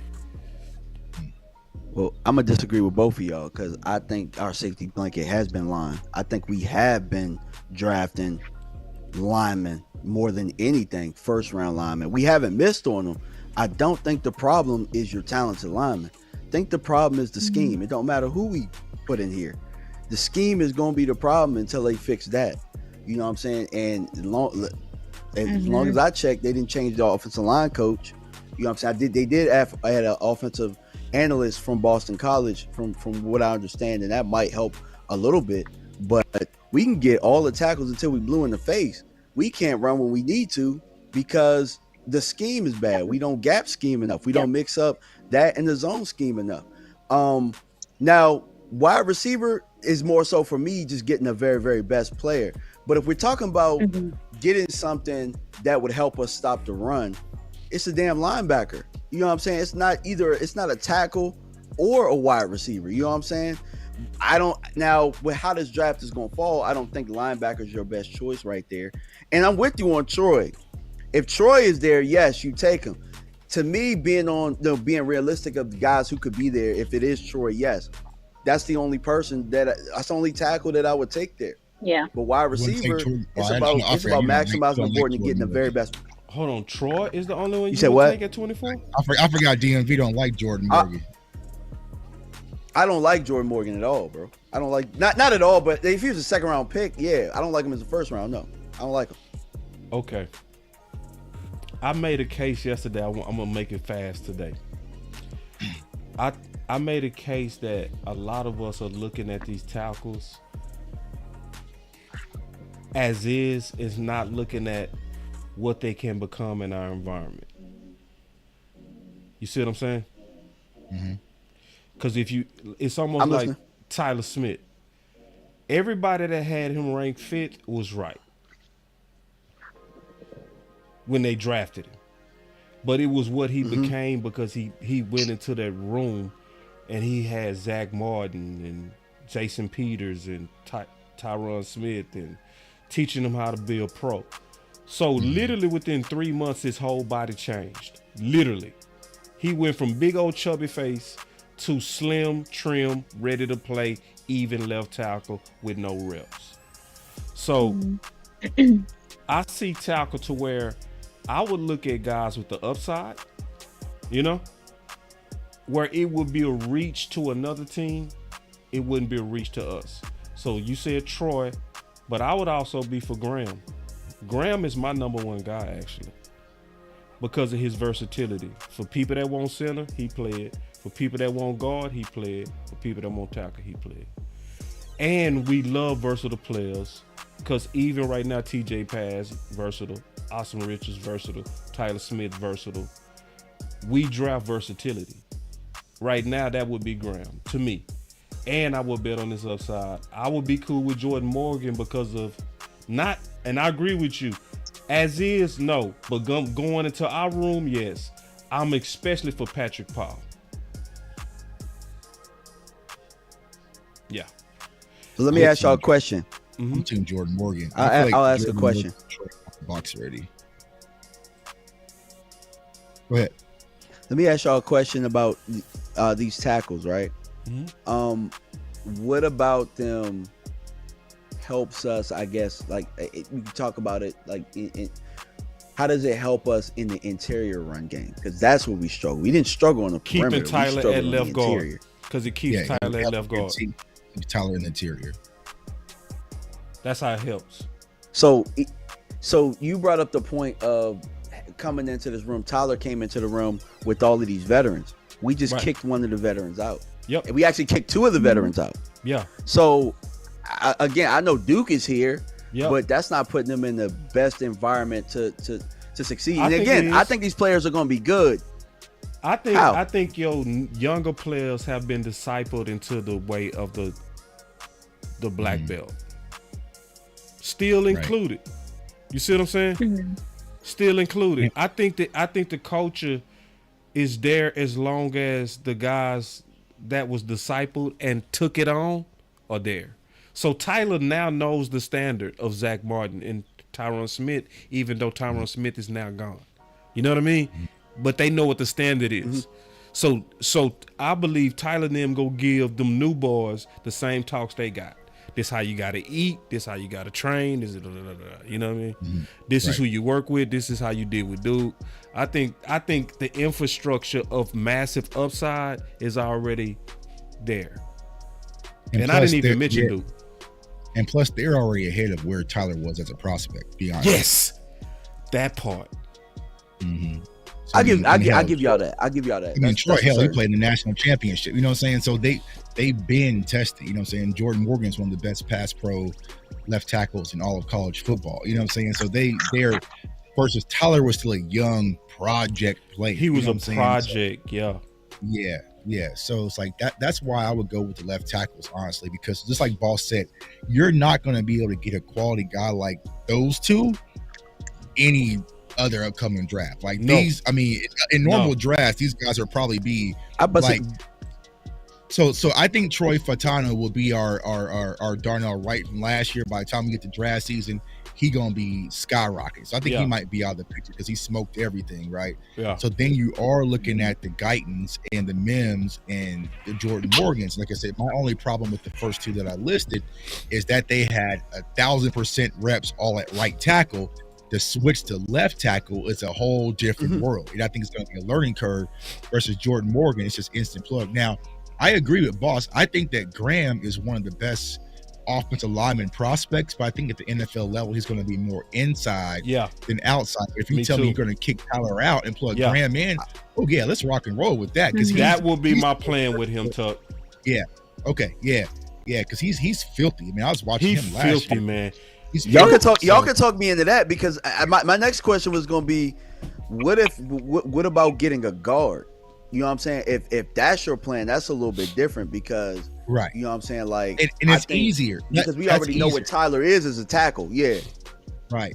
Because that's easier. If you tell me we're going to move Tyler Smith out the left tackle, then shoot, that opens up everything, because I can go get Cooper Beebe out of K-State at left guard and get real filthy. You know what I'm saying? So there's a lot of guys in the interior that can get, but if you're going to keep Tyler Smith at left guard, and the Cowboys have showed all indication that's what they've kind of done, then you got to go get your left tackle. You can't sit and go get a left tackle in the third round or second round this year. This is not the draft class for that. Nah. And see, this is how I explained it yesterday, man. I'm gonna try to do it today. Y'all be patient. Let me pull it up. Well, I like the wide receivers. I mean, it's gonna make Cowboys rejoice. You know what I'm saying? You probably buy a few jerseys and everything. But at the end of the day, you know, Baltimore Ravens come to AT&T, they're not gonna care. You know, so they don't care about that. This how I explained it yesterday. And to me, this was the easiest way for everybody to get it. In most draft classes, at the most, you will have an opportunity for about 6 first-round eggs. Mm-hmm. In most. That's all you go get. But this class is special. You get a chance at 12. So even if you don't need it, the fact that you can have what you usually don't have access to is why you should get it. It's why you should get it. Like, I know, like, some people be like, we don't need it, but it's like, bro, like, just think about what we went through last year, all of us. Remember we was doing the simulators? What was we doing the most? Trying to figure out how to get up to 15. Tackle. We was trying to get up to 15, remember? You ain't got to do that this year. You can stay right there at 24 and your guy go be there. And this is what I'm also saying, boss. Think about this last year, right? We even had Tyron Smith. We also had Tyler Smith coming off his left tackle season. What was the conversation in the draft room? It was between Matthew Bergeron and Mozzie Smith. So even the Cowboys would still consider and tackle after they got Tyron fully back, and they also had Tyler who could play left tackle.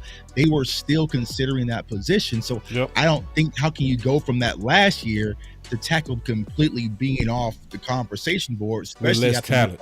Ron Smith with less talent, right? Right. So I feel like it has to be at the top of their priority list, and it just makes sense because I would put Jordan Morgan and Troy Fatano over Matthew Bergeron, who hit the ground running out there in Atlanta. So yeah, you know, and Matthew Bergeron was another one of those versatile players, right? Mm-hmm. You know, so when you look at the type, guess what we're gonna look at next year? Guess what we're gonna look at next year? Tackle.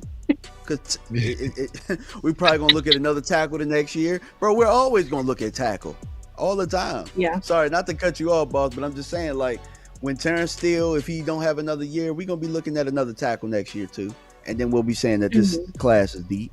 You know what I'm saying? Just like the class before that. I actually showed it, bro. I went to the Boss Cowboy Guide. That's what's different. I went to the Boss Cowboy Guide and I showed how many first round ranked tackles I had. I did it yesterday. I only had about 5-6 eggs. On this one, I got 10 or 12 eggs, bro. And I went back all 4 years. I looked at every year. I can do it right now. I can show you every year. Me and you can count together. You'll say, yeah, it's about 5. Last year it was about 5. The year before it was about 5. This year, but do you think 12 is getting drafted? You think 12 is getting drafted in the first round? And that's why we can sit back.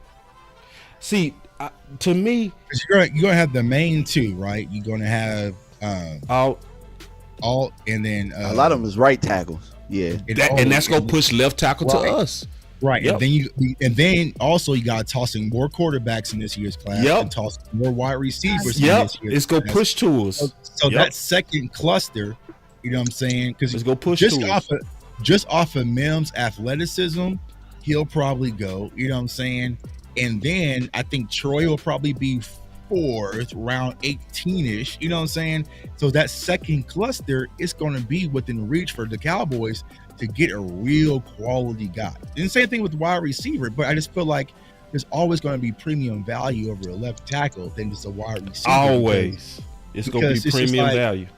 As much as y'all know I love my dog Keon Coleman, you know what I'm saying? But it's like I can get Keon Coleman, or I can turn around and get Javon Baker out of UCF, and that's, you know what I'm saying? It's kind of the same feel, you know what I'm saying? Right. So it's not like I'm going from supreme of the supreme to just falling off. You know what I'm saying? Like there's a lot of wide receivers in this year's class, from Taj Washington, Jacob Koenig to, you know, there's just a lot of guys going to be sitting there day 2 where you're going to walk off like, man, if you got a Keon Coleman at 56 because some dummy thinks that he's slow because he ran a 4.6 in the combine and they don't understand how a GPS works, then yeah, we could walk out there with a tackle for Keon Coleman. You know what I'm saying? Like there's going to be opportunity to clean up this draft if the Cowboys go out there and handle business. Let's play with it.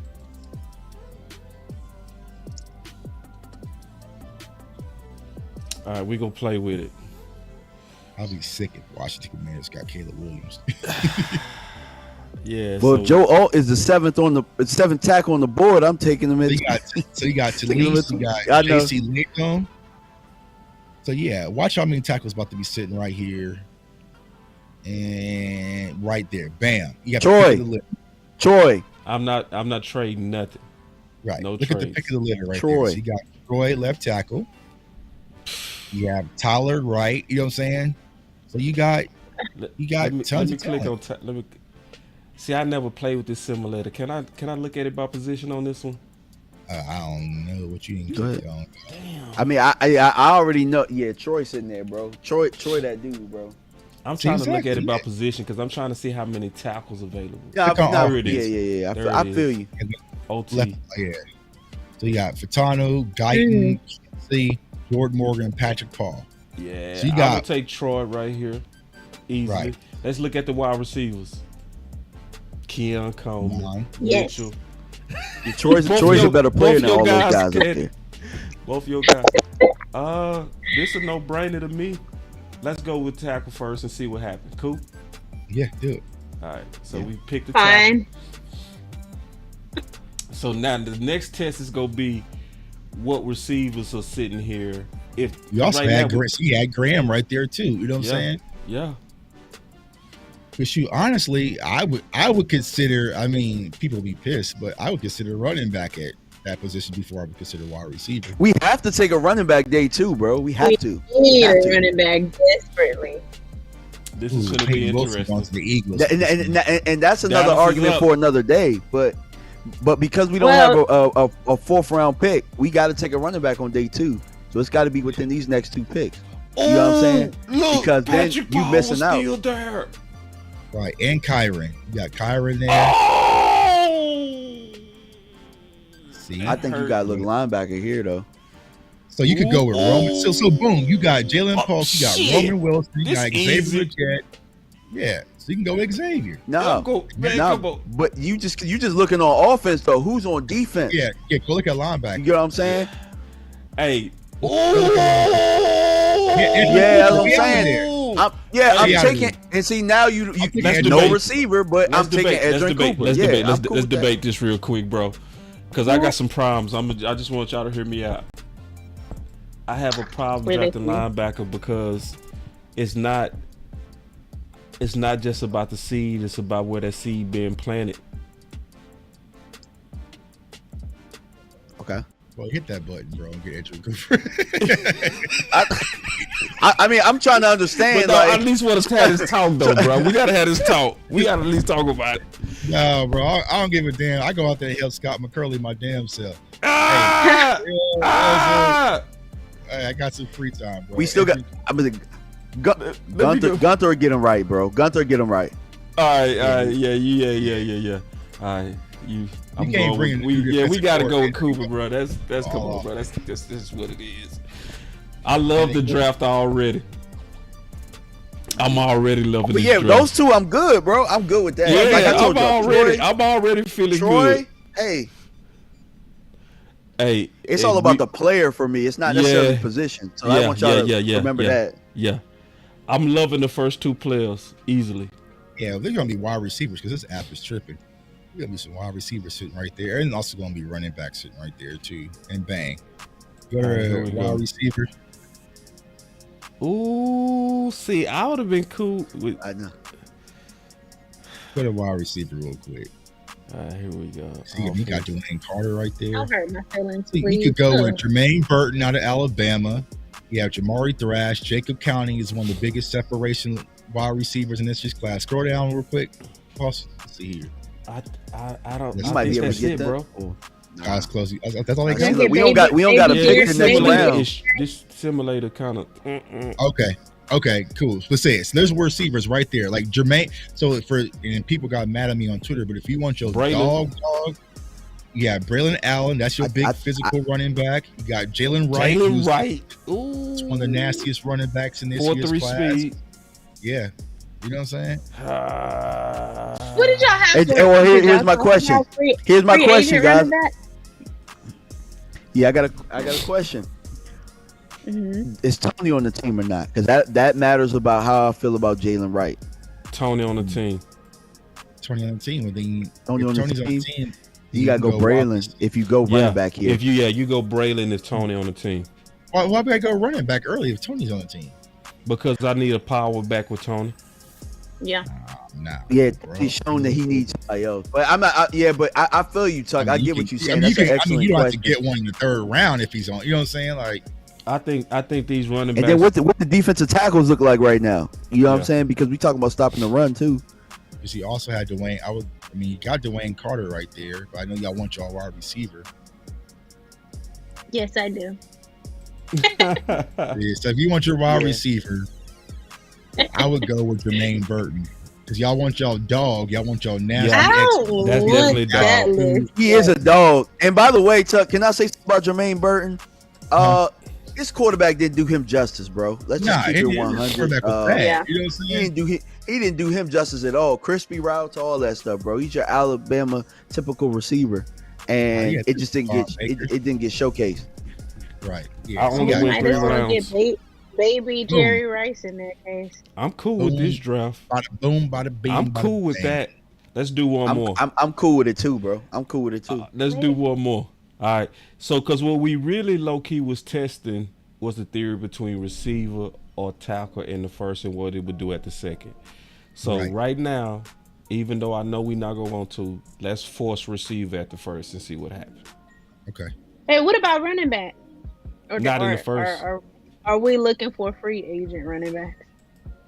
Y'all talked about this already. Maybe let's play with it and assume Pollard, because Pollard out there being friendly, talking about, hey, I'll take a team friendly deal, boss. I'll take a I mean, of course. What you Man, do? he got the brown paper bag out there, boy. Until they toss it on the ground and go get it. I went fast this time. Hold on, I'm being stupid. I didn't pick my team. Yeah, you forgot to click Cowboys. Big dummy. All right. I haven't looked at Jermaine Burton yet, but I am tonight. They tried to lie on my guy earlier on Twitter. I was like, what's going on? All right, here we go. I got it on fast now. All right, here we go. I'm rejecting all trades. For now. Just for now. See, this is something I would have... you know what I mean? Ooh. Man, I would have took that. I would have took that. Ain't no way. Ain't no way. Yeah. However that fell, I still would have taken Troy, but you said we're going to force receiver, right? I would let go me see receiver first based on before how it fell. I don't want to force receiver still. Are you not going to be a man of your word and force receiver, really? Yeah, not with these guys. No. I tried. Oh, hell no. I ain't going to force this one. Nope. But now, if y'all want to force it, we can. Man, nah, I'm like, no. Yeah. No, let's force it because that's what the fans want. They want to force it. Let's force it, bro. You right. So I would go Mitchell if I was gonna get it. I would go Mitchell. Go get Mitchell. Go get Mitchell, boss. The fastest one. That's where everybody wants the toy. Go get I don't want the fastest. The fastest. No, I thought Xavier was the fastest. I'm cool with that too. I'm cool with it. Fastest, biggest one. Yeah. All right, so we got a receiver. Now let's see what it does to tackle. Now Dak get his back blown out. Your boy Patrick Paul. I don't think he's ready though, but yeah. I would get him in a heartbeat here. I do like Patrick Paul though. I like Patrick Paul though. I do. You're gonna have to, or you're gonna have me out there on the blind side. Yeah. I'm liking it. I'm loving this draft so far. Ooh. All right. So now look at linebacker. Linebacker and DT. Let's just see. Ooh. And we got to look at running back. All right. Y'all say look at linebacker. All right. Linebacker and DT.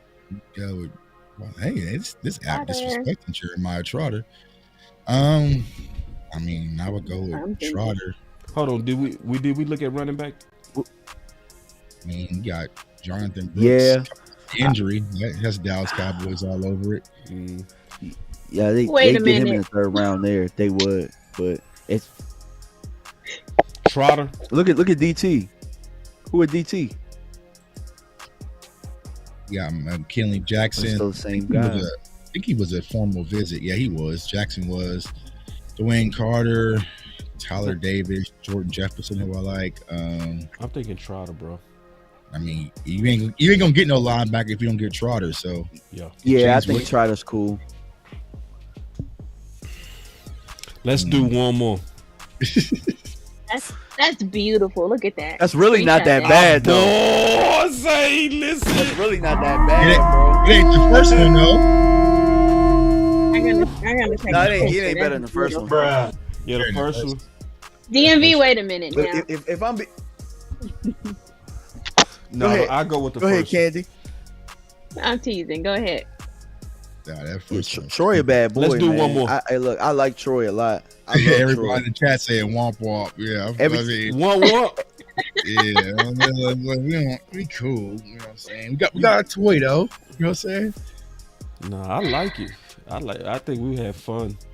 Here we go. One more. I mean, we don't know. All right, we ain't forcing nothing this time. We ain't forcing nothing. No forcing nothing. All right, here we go. All right, hear me out, y'all. Hear me out on this one. With their scheme and how Mike Zimmer and them do, and they have these edges, man. Chad Robinson might not be bad for what they do. That's just thinking off the top of the head.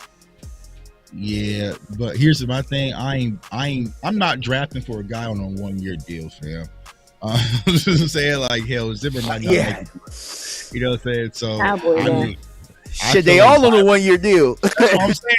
They all on a 1-year deal. I don't care about what Zimmer like. You know what I'm saying? Like, bro, you're not even going to be but you're right though. Offensive. Here's the thing. A tackle is for everybody. You know what I'm saying? So I get what y'all saying with that. A receiver too, but to your point, tackle is always going to go above it. But if the player is better, I'm always going the better player. So that's my theory on it. I was going Byron Murphy. I feel like he's most direct in the interior, but I already see where Boss is covering. Yeah, you see. Yeah. Wait, Byron Murphy's up there. Byron Murphy's up there. Who do you guys think is ready to jump in right now? What the hell is we talking about? Byron Murphy. I go with Byron Murphy, bro. What? I'm not. Hey, why is he ranked 26th here, bro? I don't know. This app tripping, but wait, it's ain't no problem, bro. Ain't no problem. Hey. I'm going with Byron Murphy, like ASAP, getting up out of there.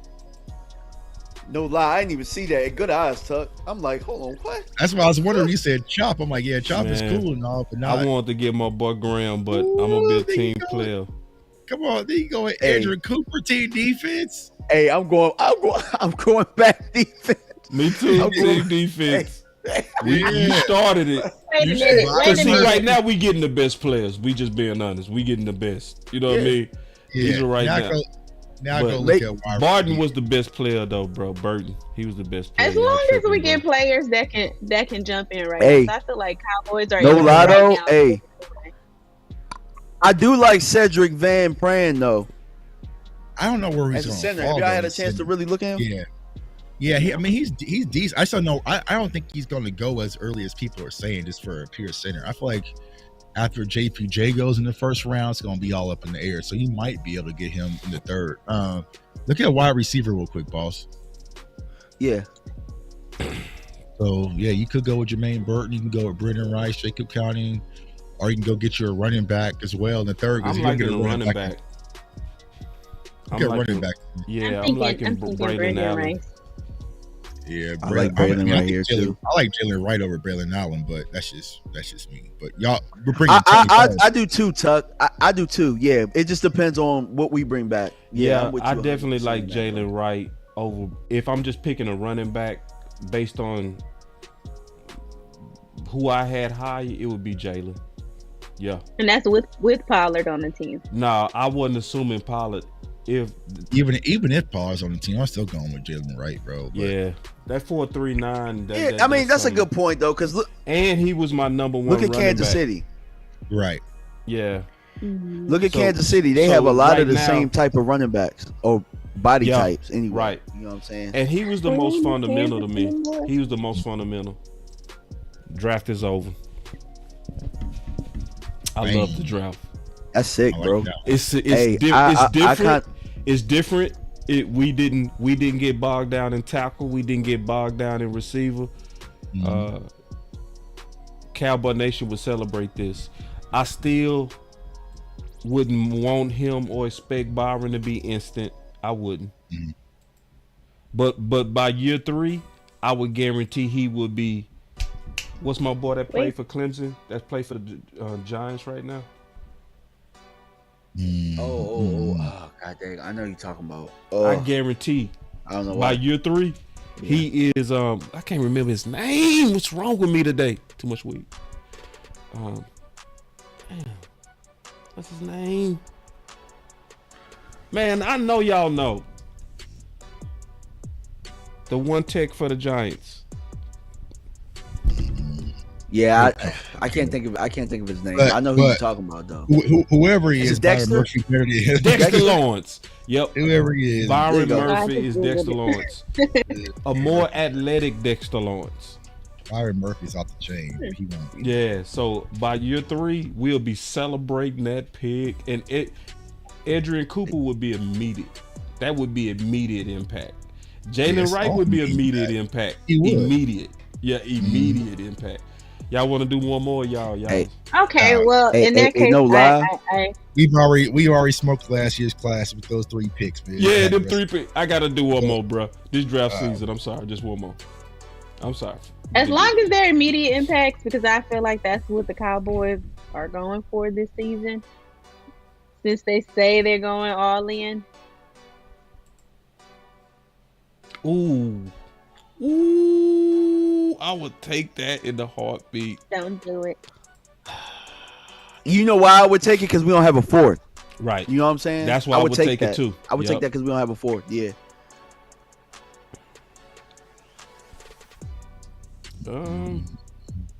Jaden Daniels can move on from Dak. No bull. No lie though, bro. I've done the draft and taken Jaden Daniels before. I'm gonna get my guy this time. I'm gonna get my guy. I wouldn't do it though. I would consider it. If it happened in real life, I would. I worked with y'all on the last draft, so. Troy Franklin. Go get Troy Franklin. This is wide receiver. No. Yeah, Troy Franklin. Hey, Troy like that. Troy like that, bro. You don't feel him, Ken? Troy gonna light all them wide receivers up. She don't like Troy? You don't like Troy? It's not that I don't like Troy. I think we did do that too fast. Out of that list right there, yes. But I didn't look through that list good enough. Running back, there was nobody there available. Running back. We didn't even look. We didn't look at defense or nothing, bro. We tripped out on that, bro. We should have looked at defense. Bro, you good. You still like no touch. We could have passed up on like. You couldn't pass up on no Troy Franklin sitting right there. You could have no. Yeah, remember we got Cooper in the second round. Cooper who? A&M. But Troy Franklin wasn't there in the second round of the last draft. No, I'm saying on this draft we didn't even look. It was just we was too fast. You didn't need to because you had Troy Franklin sitting there in the second round at 56. All right, Yeah, so we got Barton, we got receiver. All right, let me look. Let me look at offense, defense. Yeah, get you a linebacker in Jeremiah Trotter or Dwayne Carter. Absolutely looking. I got Austin Booker had a bad combine. Or you can go with McKinley Jackson. I feel like the Cowboys are going to draft McKinney Jackson, though. If I had to bet on a player that they're going to draft, it's going to be him. You taking that to Vegas? To McKinney Jackson?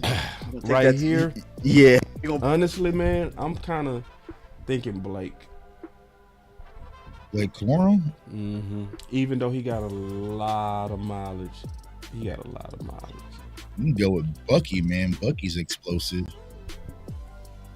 I'm not much of a fan of Will Shipley, but so one of y'all gonna have to break the tie. Bucky Irving. What Blake and position? Running back. Yeah. Go. There you go. I would have gone Blake, but y'all Me went too. too fast. I want to go Blake. See, you should have said something, DMV. Yeah, right. You think about it. You It's should have all right. said something. You wait. No, but you said break the tie. She said Bucky. I was about to say but Blake. see, I and you hit needed it. you, so we would have kept fighting. We would have just had to keep fighting. Damn. It's all good though. This I ain't still bad, like the though. draft. I still like the This draft. ain't bad. Yeah. Yeah. All right, man. So, what's our final words? Because we gonna have to do receiver again. We gonna have to do receiver again with We have to do receiver again. because we didn't talk about a lot of receivers that we need to talk about. And we held off don't for be mad landlord, at me. though, bro. We held off for landlord. Nah, you can do receivers. Yeah, we held off for my boy landlord. I want landlord back before we go head into receiver. Yeah, because landlord Henny on this wide receiver thing, 'cause they got all these numbers. Let's talk about this real quick, man. Xavier Worthy and breaking that record. I'm not falling for it. But boss, you know they are though. They're like people just like speed, right? And I tell Cowboys fans, I like them. I like him a lot, but I'm not falling for like that 40, meaning that's a game speed 40. I'm not falling for that. Mm. I'm gonna tell you why I like it, because it's probably gonna push. It's gonna probably push another receiver down. True. Right. That's why I like it. You're saying, You know right. what I'm saying? So go ahead.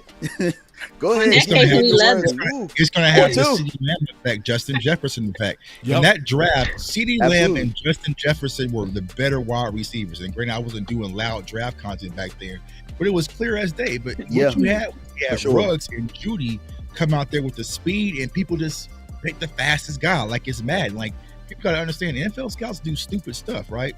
So Xavier Worthy, some of these guys, Donnie Mitchell, they're going to see those combine numbers, and someone's going to draft them. Like, okay, yeah, because they're so fast in the combine. I mean, did anybody take notice of what Jalen Hyatt did last year? Yep. You know what I'm saying? Like, you know what I'm saying? Like, there's more to being a wide receiver than just speed, and that's why I'm saying you're going to get a Keon Coleman push back in your lap. You're going to get a Jalen Polk push back in your lap, a Xavier Leggett push back in your lap, a Javon Baker, who's one of my favorite in this year's class, push back in your lap, where you don't have to reach and you're sitting there and you don't have to force speed him and feel obligated because you took him at 24 to get him involved. If you get Javon Baker at 56 and he gets 565 yards his rookie season, everybody's cool with that. You know what I'm saying? Mm-hmm. But if you take him at 24, you're like, man, we need, guys like 450. We need him more. You know what I'm saying? So like, nah, you can sit back, and there's tons of wide receivers in this year's class. Yeah, I guess you can say that's my final word. So my final word would be Xavier, to me, still has the best game speed on tape. Mm-hmm. I guarantee you, when they track these balls by GPS in the league, he gonna run faster. Than the previous guy who just broke the record, Xavier. I guarantee you. Because there's nobody, to me, in this draft that looks scarier on tape than Xavier. You know what I mean? And it's the same thing with Tank Dell last year. What was Tank Dell 40 last year? 449. Did he play like that? Oh, hell no. He played way faster than 4.49. You know what I mean? So I'm learning my lesson from Tank Dell. This year, I'm not gonna fall for the fastest 40 because he also, Xavier said something that people didn't peep. He kept saying, my trainers kept saying, trust the training. Trust the training. You're gonna peak at the right time, right? Man, listen, man. Tom Brady literally just ran faster than when these boys got 40. The science of running that 40 down. So it's like I'm more so watching how you play football with your 40 as confirmation to my eyes. That's my final word.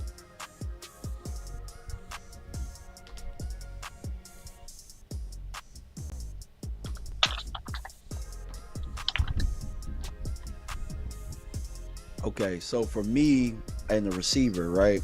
We talked about this. Landlord made a very, very good case last week for me to consider receiver because I wasn't even considering a receiver until we kind of talked about it, right? And so for me, this pick is all about whoever can help us hit the ground running. You guys saw when we did the simulator, when Troy was on the board, I had no problem taking Troy. But you know what I'm saying, when it fell other ways, it's all about getting the best player that helps us hit the ground running at that time. We have a need for X. You know what I'm saying? So if we get into a situation where, you know, the offensive lineman and, you know, we're putting up an offensive lineman and a receiver next to each other, I'm all about getting the very best player that's going to help us right at that moment and it's going to play day one, no problems. You know what I'm saying? No problems getting them on the field. That's what I'm all about, you know, and that's my final word. Appreciate y'all. And let's not forget about the run game. We got to get this run game right again. That's real. My sentiments exactly. If we are to acquire a wide receiver, I know you guys are against it, but I completely agree with DMV. We need someone that's going to make an immediate impact with our gameplay. I'm going to say Keon Coleman. I know he's not going to be there still, but he's at the top of my list right now. What's up with Keon? Because you keep pushing Keon. I believe her. You see that look in her eyes? Pushing I seen a little star come out. And I like Keon too, but I just want to kind of... That's her cousin. That's her cousin. Because she done said Keon about 20 times, man. Like, Keon. Bruh. That's her cousin, man. He's just at the top of my list of about 4 or 5 right now. I have y'all's guy Troy on there, but I haven't looked at him as in depth, so I don't want to say Troy. I have Xavier on here, but Keon, the 3 that I looked at was Brian, Keon, and Adonai Mitchell, and Keon just was the perfect one for me. I'm sorry, that sounds silly, but the size, blocking, I get it. No, I agree. I get it. Ability, his release, everything. And I understand the 4.6 speed, but if we have CD out there, CD is fast. We just need that wideout. So if Keon's gonna come in and be that wideout for us, I feel like he could get the job done. I personally feel like I'm crazy. I looked at his Instagram and all that. We have to see who fits into the Cowboy culture, and I feel like he would be a perfect match for the Cowboys organization. I feel like he would come in, gel with the players, and I feel like him and CD could be that dynamic duo. Like, you know, we used to have when we won the Super Bowl in '87. Yeah, we need that dynamic duo again. I feel like we don't have that. Yes, Brandon Cooks and CD had a great season, but we need that Cowboys wide receiver dynamic duo back on the field. And I, for some reason, think Keon and CD would make a great pair. Here's all you got to say, sis. All you got to tell these people, go watch LSU versus Florida State and ask them to tell you who was the best wide receiver on the field that day. Don't say nothing else. And then another thing that's important, the new science of GPS skills. I mean, science. That's an important science that a lot of people take for granted. I know it was your final word. I didn't mean to hijack it. But actually what J Tuck just said too was perfect. he outshined the hell out of Brian in that game. But go ahead, sorry. And neighbors. Now the GPS, that GPS technology. Yeah. The ability to measure game speed now. That's people. You gotta. That's an extra data source that we should take serious. Some people not good at testing. Just what it is. They're bad testers. Agreed. That's just what it is. But CJ was. Go ahead. No. Yeah, I was gonna say people are bad testers. It's like you were gonna say CJ Stroud. Like it's just the 40, y'all. Like there's people who run the 40. Right. Who cannot play football. There's a difference. Can you get out them breaks? Like there's a lot when it comes to being a wide receiver. But don't worry, I got something cooked for y'all tomorrow when it comes to Keon Coleman. So I'm seeing a lot of disrespect. You know what I'm saying? I see Kelvin Benjamin. All right, bro. Kelvin Benjamin, right. We gonna get surgical tomorrow. I got y'all with this. His vertical. Oh my! We need players that's gonna go up and catch the ball. That was one of the biggest things that stood out to me about Keon Coleman. I kept seeing him jump for that ball. We have players that are scared to go. And let's be honest, He ain't gonna gator on those slants. Always Shots on fired. point with his throws. Dak a couple of times we saw it this year in one of the games. Dak kept kind of overthrowing the receivers. We need somebody that's not going to always need the ball hit on the money, and I feel like Brian Thomas, he's a great route runner, but the balls were just dropping in his hands. Like, okay, you drop it here, I'm gonna catch it, but I didn't see him going up like Keon, jumping up to get the ball where it was at. Even CeeDee Lamb don't attack the balls all the time. Yeah, CeeDee Lamb don't attack the balls. You right, Keon. I'm not gonna lie, man. She made a former Michigan State good basketball point. player. Like she made a hell of 5 point. Yup. Yeah. She made a good point about talking about she made a good point about talking about pairing them up. Like when you think about pairing them up, they look like the perfect match, bro. Yep. Him and CD. They cousins. You know what I'm saying? Everything's lined up, but the Cowboys are stupid. They don't draft from Florida State. But him and CeeDee Lamb are cousins. He's already training with D-Rob, who trains a lot of Dallas Cowboys wide receivers out there. You know what I'm saying? Michael Irvin's like speaking highly about him. Everything is lining up properly for Keon Coleman because just like she said, right? When you watch Keon Coleman, y'all know I'm a no, so I know my guys, right?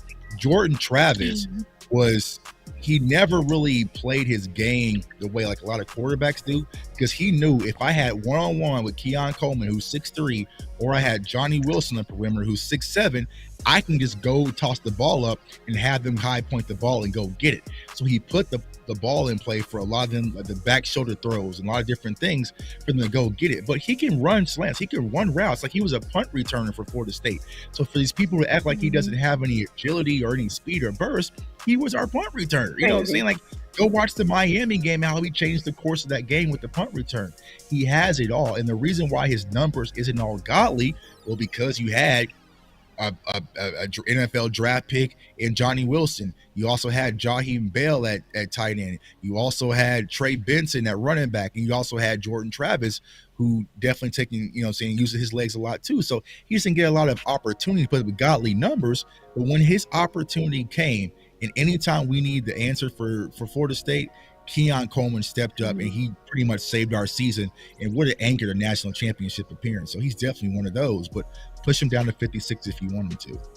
And then Just said if you take a wide receiver in one, you might as well take word that he's the fastest in the NFL. That's what I'm saying. Them 40 times but don't that's mean not, you're the fastest. Hold on, we real have quick, to. Candy. Just real quick. I'm be quick. The 40 time don't mean you the fastest. That means you ran the fastest 40. The GPS mean that you're the fastest. You know, a lot of people don't know. You know who was the fastest player in 2021? A lot of people don't know this. Guess who was the fastest player over Tariq Hill? Diggs. Was it Daniel Jones? It was Diggs. Really? Diggs. Diggs had the fastest. What? Yes, he had the fastest game speed in the NFL. Yep, Diggs. Hey, what year did Daniel Jones run like 23 miles per hour or something like that? He ran like it was one of the fastest. Yeah. I know I'm not crazy in that. Yeah.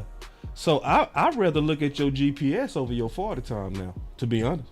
Right. Because that tells me how like you play like adrenaline. When your adrenaline going, does it make you like a flight or fight type person? You know what I mean? Right. So And do you trust your hands, right? Because when you're running that drill that a lot of people are talking about when he hit the 22 miles per hour, is like, are you slowing down and make sure that you're securing each and every catch? Or are you flying through bam right, bam left, bam right, and not decelerating? That's what Keon Coleman's a gamer. Like he was attacking the hell out that ball. Right. He attacks the ball, bro. Yeah. Like that's what he does. And so, y'all don't remember who ran the fastest 40 for wide receiver last year. So don't get caught up in all that. You know what I'm saying? That don't mean you the fastest. It really don't. Like think about it, John Ross. Right. Did he ever look like he was running that 4.22? No. Never.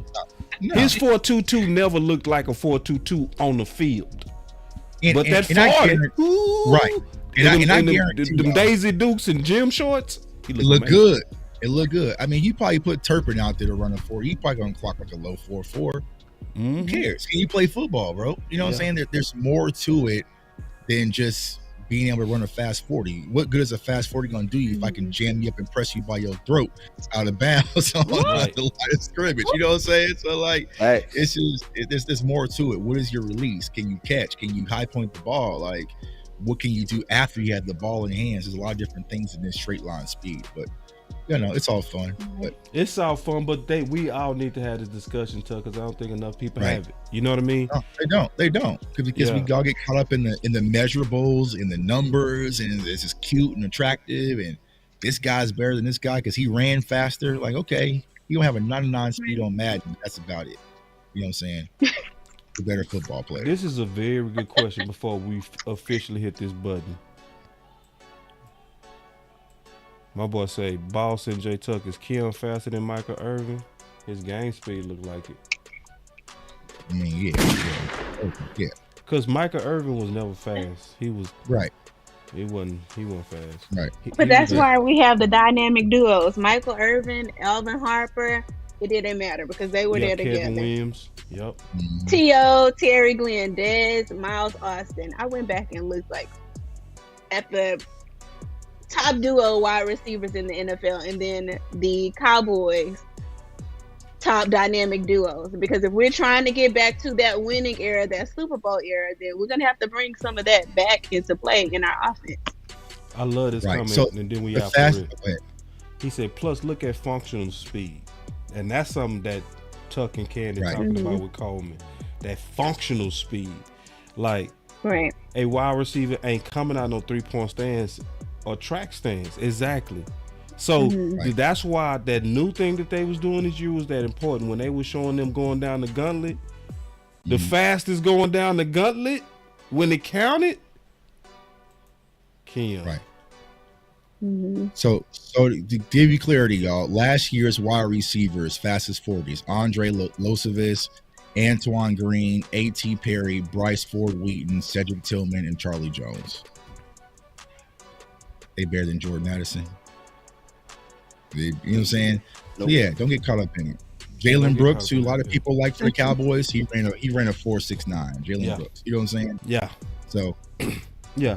And you know, I like the 40, but I'm not gonna put everything into the 40. You know what I mean? Right. It's, it's something that'll make me go take a second or third look at you though.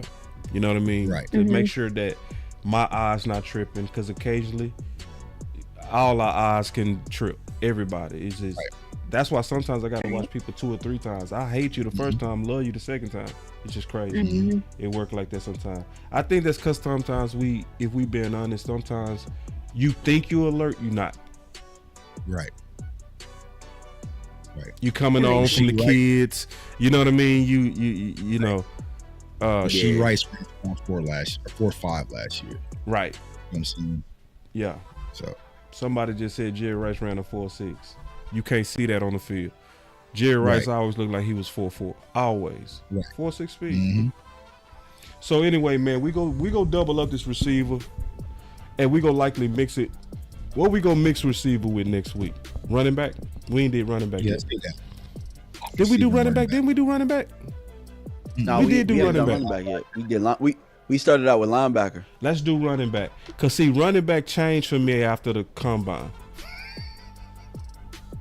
I can see why. Yeah, it changed. Yeah. Wow. Yeah, it did. It did. I ain't gonna lie. Oh, I'm with Cement. We're still doing draft prospects, running back prospects. Running back next week, but we go definitely deal with some receiver, but we go also talk running back too.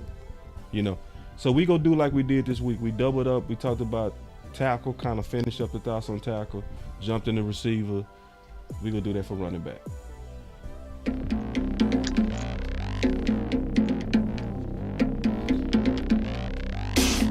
And next week, free agency gonna be going. Ooh, it's gonna be lit next week. Ooh. The last week. Can we check or something? I've been really in the field, let up, yeah. I've been really in the field, let her rush, I let her feel. Lately, I just wanna run it up. Don't need no deals, I make the deal. Have to take it to. And if it was up to me, if it was up to little old me to make a pick, it would probably go a little something like this. And with the 17th pick of the 2020 Dallas Cowboys NFL Draft, the Dallas Cowboys select CeeDee Lamb. Oh!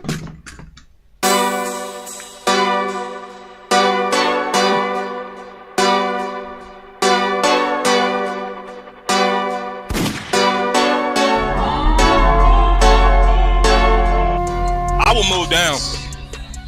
The smart thing would be to move down, but the Cowboys historically don't. Boss could be a trade down here with Justin. We got to trade. We got to trade. BossCowboySports and the OC We gotta is trade. Skywalker. I said this is the place to move We were down. just sitting here talking Now, Justin listen, Fields. I said it Oh loud and my clear. This God, is the place to the to move down. Go hard, or go home. Go home. Go hard, or go home. Go hard, or go home. Go hard, or go home. Touchdown like the end zone. When the circle turn to my home, can't get me out of my zone. Go hard, or go home. Go. I love Parsons as a rush defensive end, right? If you draft him and you put him on the end, turn him into another DeMarcus Ware. Let him rush the quarterback, get upfield, and create damage to the other opposing offense. We got the look, pick. man, here it is. We got the pick. Yeah, this gotta be Parsons. Like, Parsons the best player available. Go home. Yeah, these championship rings on my hands now. In my head, I'm top 10, yeah, that's hands down. You a squad, now you're looking man down. Funny how foes turn to friends now. So the Cowboys just selected Jake Ferguson with pick 129. Hey, I'm good. I love the pick. I love the player. I know that a lot of people will say that this is probably a reach. This is about where I had Jake Ferguson. Really solid player from Wisconsin. He can do all of it. He can block. He can run routes. He can actually make people miss in the open field. Have a race car like a target, I'm called filling up, I need product again. Treat the business like a playground, might slide on you. Don't even want my slide on you. Do a backflip, cause I'm mad rich, I'm the definition of what that is. Go hard, or go home. Go hard, or go home. Go hard, or go home. Go hard, or go home. Touchdown like the end zone. When the circle turn to my home, can't get me out of my zone. Go hard, or go home. Go hard, or go home.